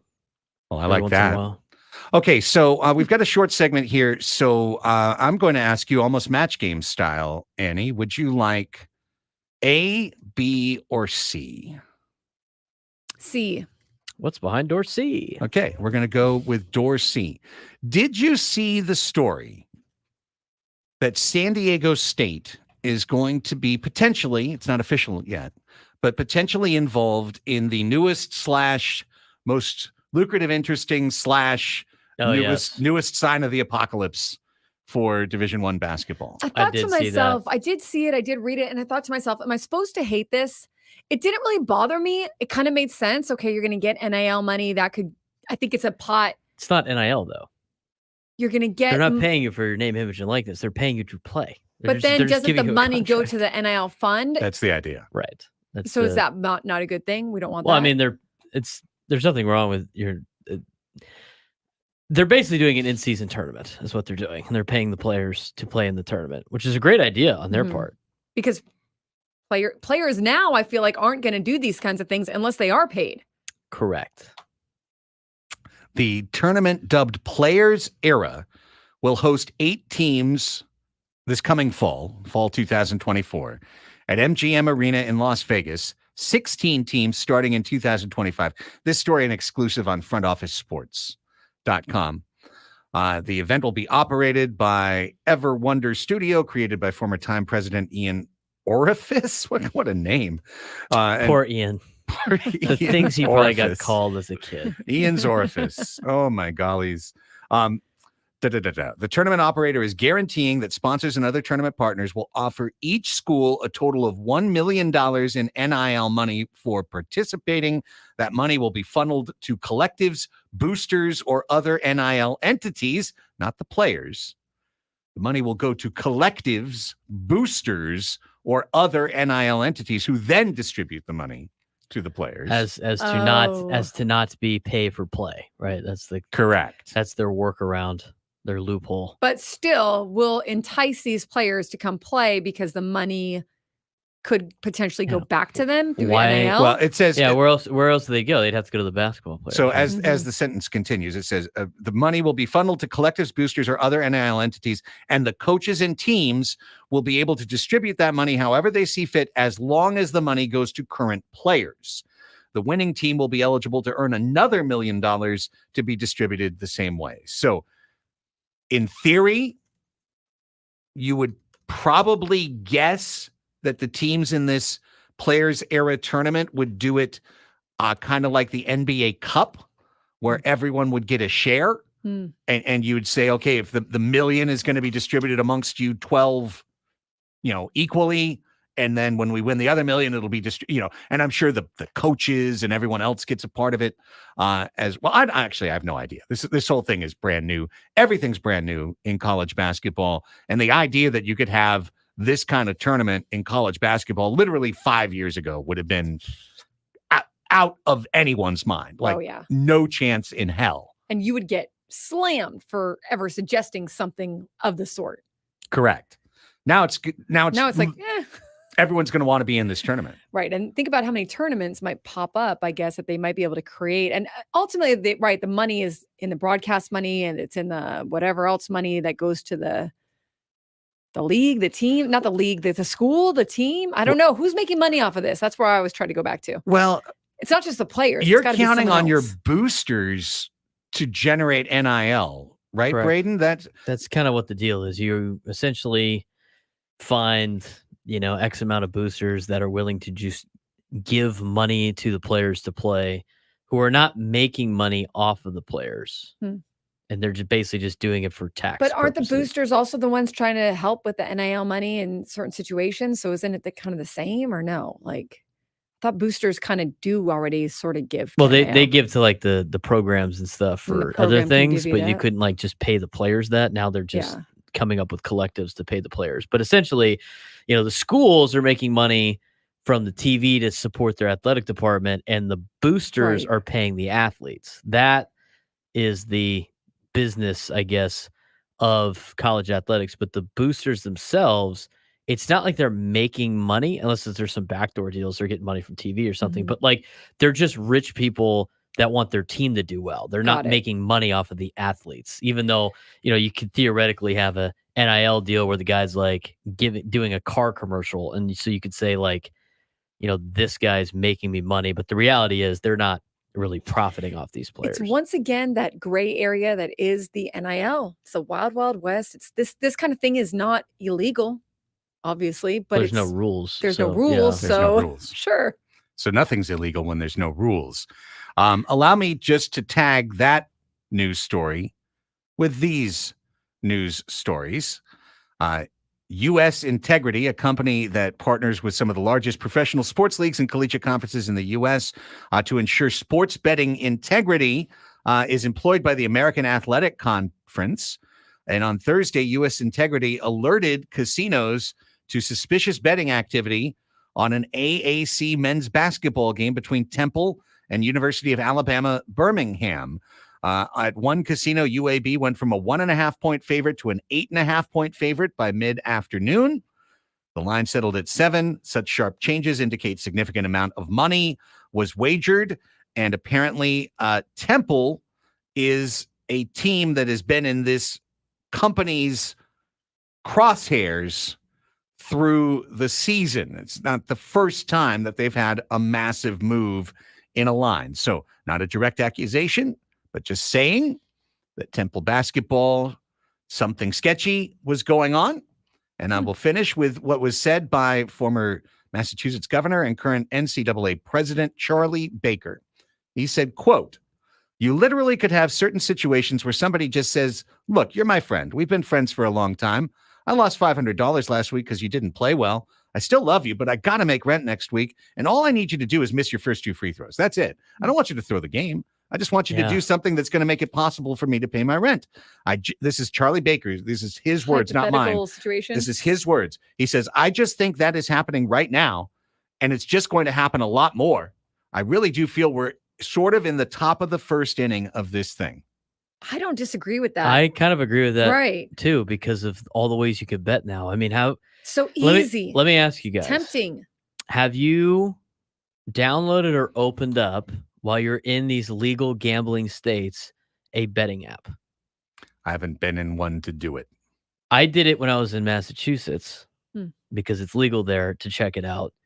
That, first of all, is a trap for anybody that does not have, maybe the self-discipline to be able to, bet, or people that are not, that do not have addictive personalities. But you could get into a wormhole with the amount of things you can bet on. Right. And a lot of friends that I know that do gamble in these states that love doing it. And I do think there's a reason why gambling has been illegal for so long. You're starting to realize that very quickly with some of the decisions that these people make. But you could literally bet on exactly what Craig said about the guy making or missing a certain amount of free throws. And so, like Craig said, like the NCAA, whoever's in charge now, just miss your first 2 free throws. I could bet my entire life savings on it. Guy does it on purpose. He makes the money back. He could even pay the kid whatever or his buddy. And then all of a sudden, everything is corrupted when it comes to college athletics on top of professional athletics. The only difference is, at least in the pros, to a certain extent, they're making so much money. What's an extra, it doesn't really matter in that sort of thing, in that sort of sense, even though I'm sure they could probably make more money by throwing things. But it goes back to our conversation leading into the Super Bowl about being able to bet whether or not there was a streaker running out on the Super Bowl. And and I said, you could just put all your money on it, go do it yourself, pay the cost off of, getting arrested, whatever it is, the bail is, and then you make out. And that's exactly what that guy did.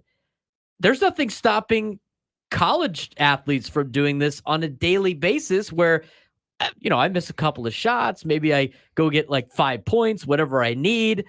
I can put the money on there, or my buddies can, and all of a sudden we're making out. It's like the scene from Pulp Fiction. Yeah. Yeah, it is. Where the guy fringe players, guys that maybe aren't going to get tons of money in NIL or something like that. Like, this is a way for them to make some dough.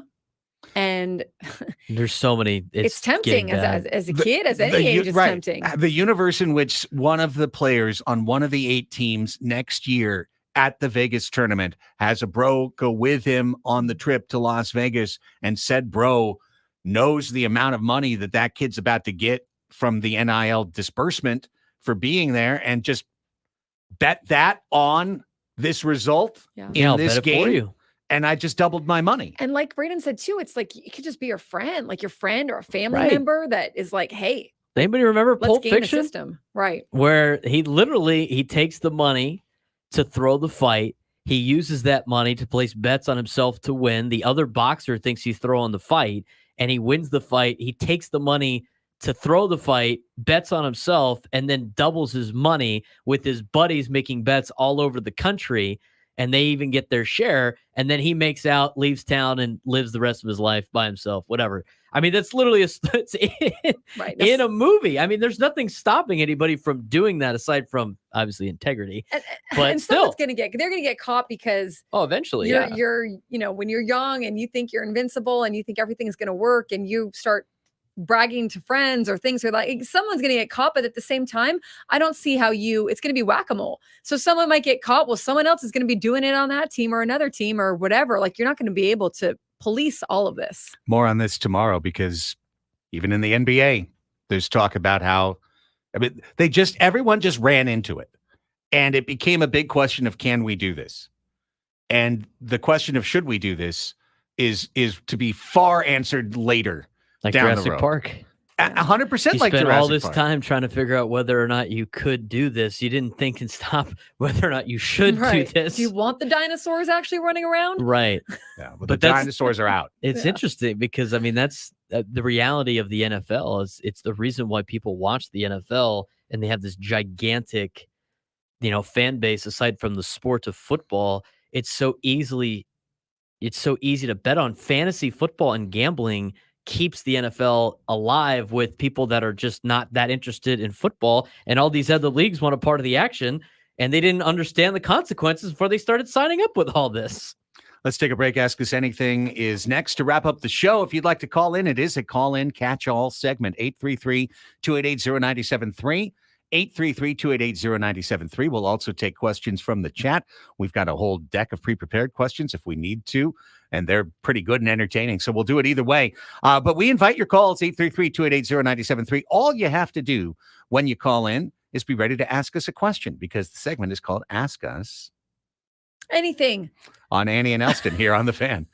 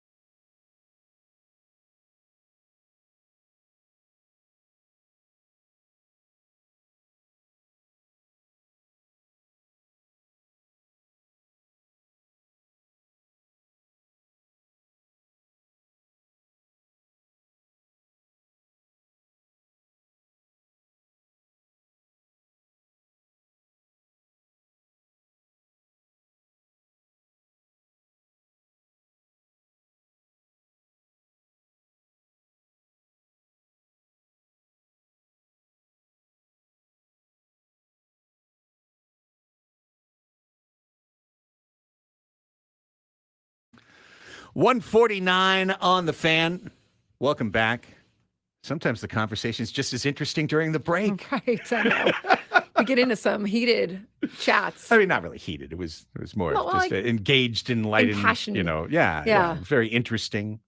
But hey, it's the last 6 minutes of the show. Oh, last 4 minutes of the 5 minutes of the show. Holy cow. Let's play a bumper. Hold for bumper.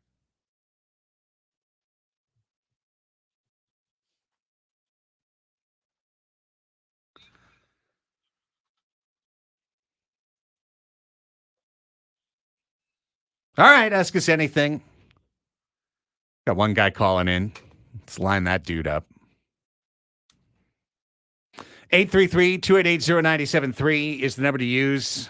We've got time for this one call, I think, on Ask Us Anything, and then you can grab a Delph deck for the second point. Let's see what Mario's got to say. Hi, Mario. You're on Eddie and Elsten. Ask us anything. Good afternoon. So I got a question, and be ready for this one because after the year's over, we're going to figure out who answered the best. Okay. So I got this one. Campusano hitting 30. Jackson Merrill's Rookie of the Year, or Tatis MVP.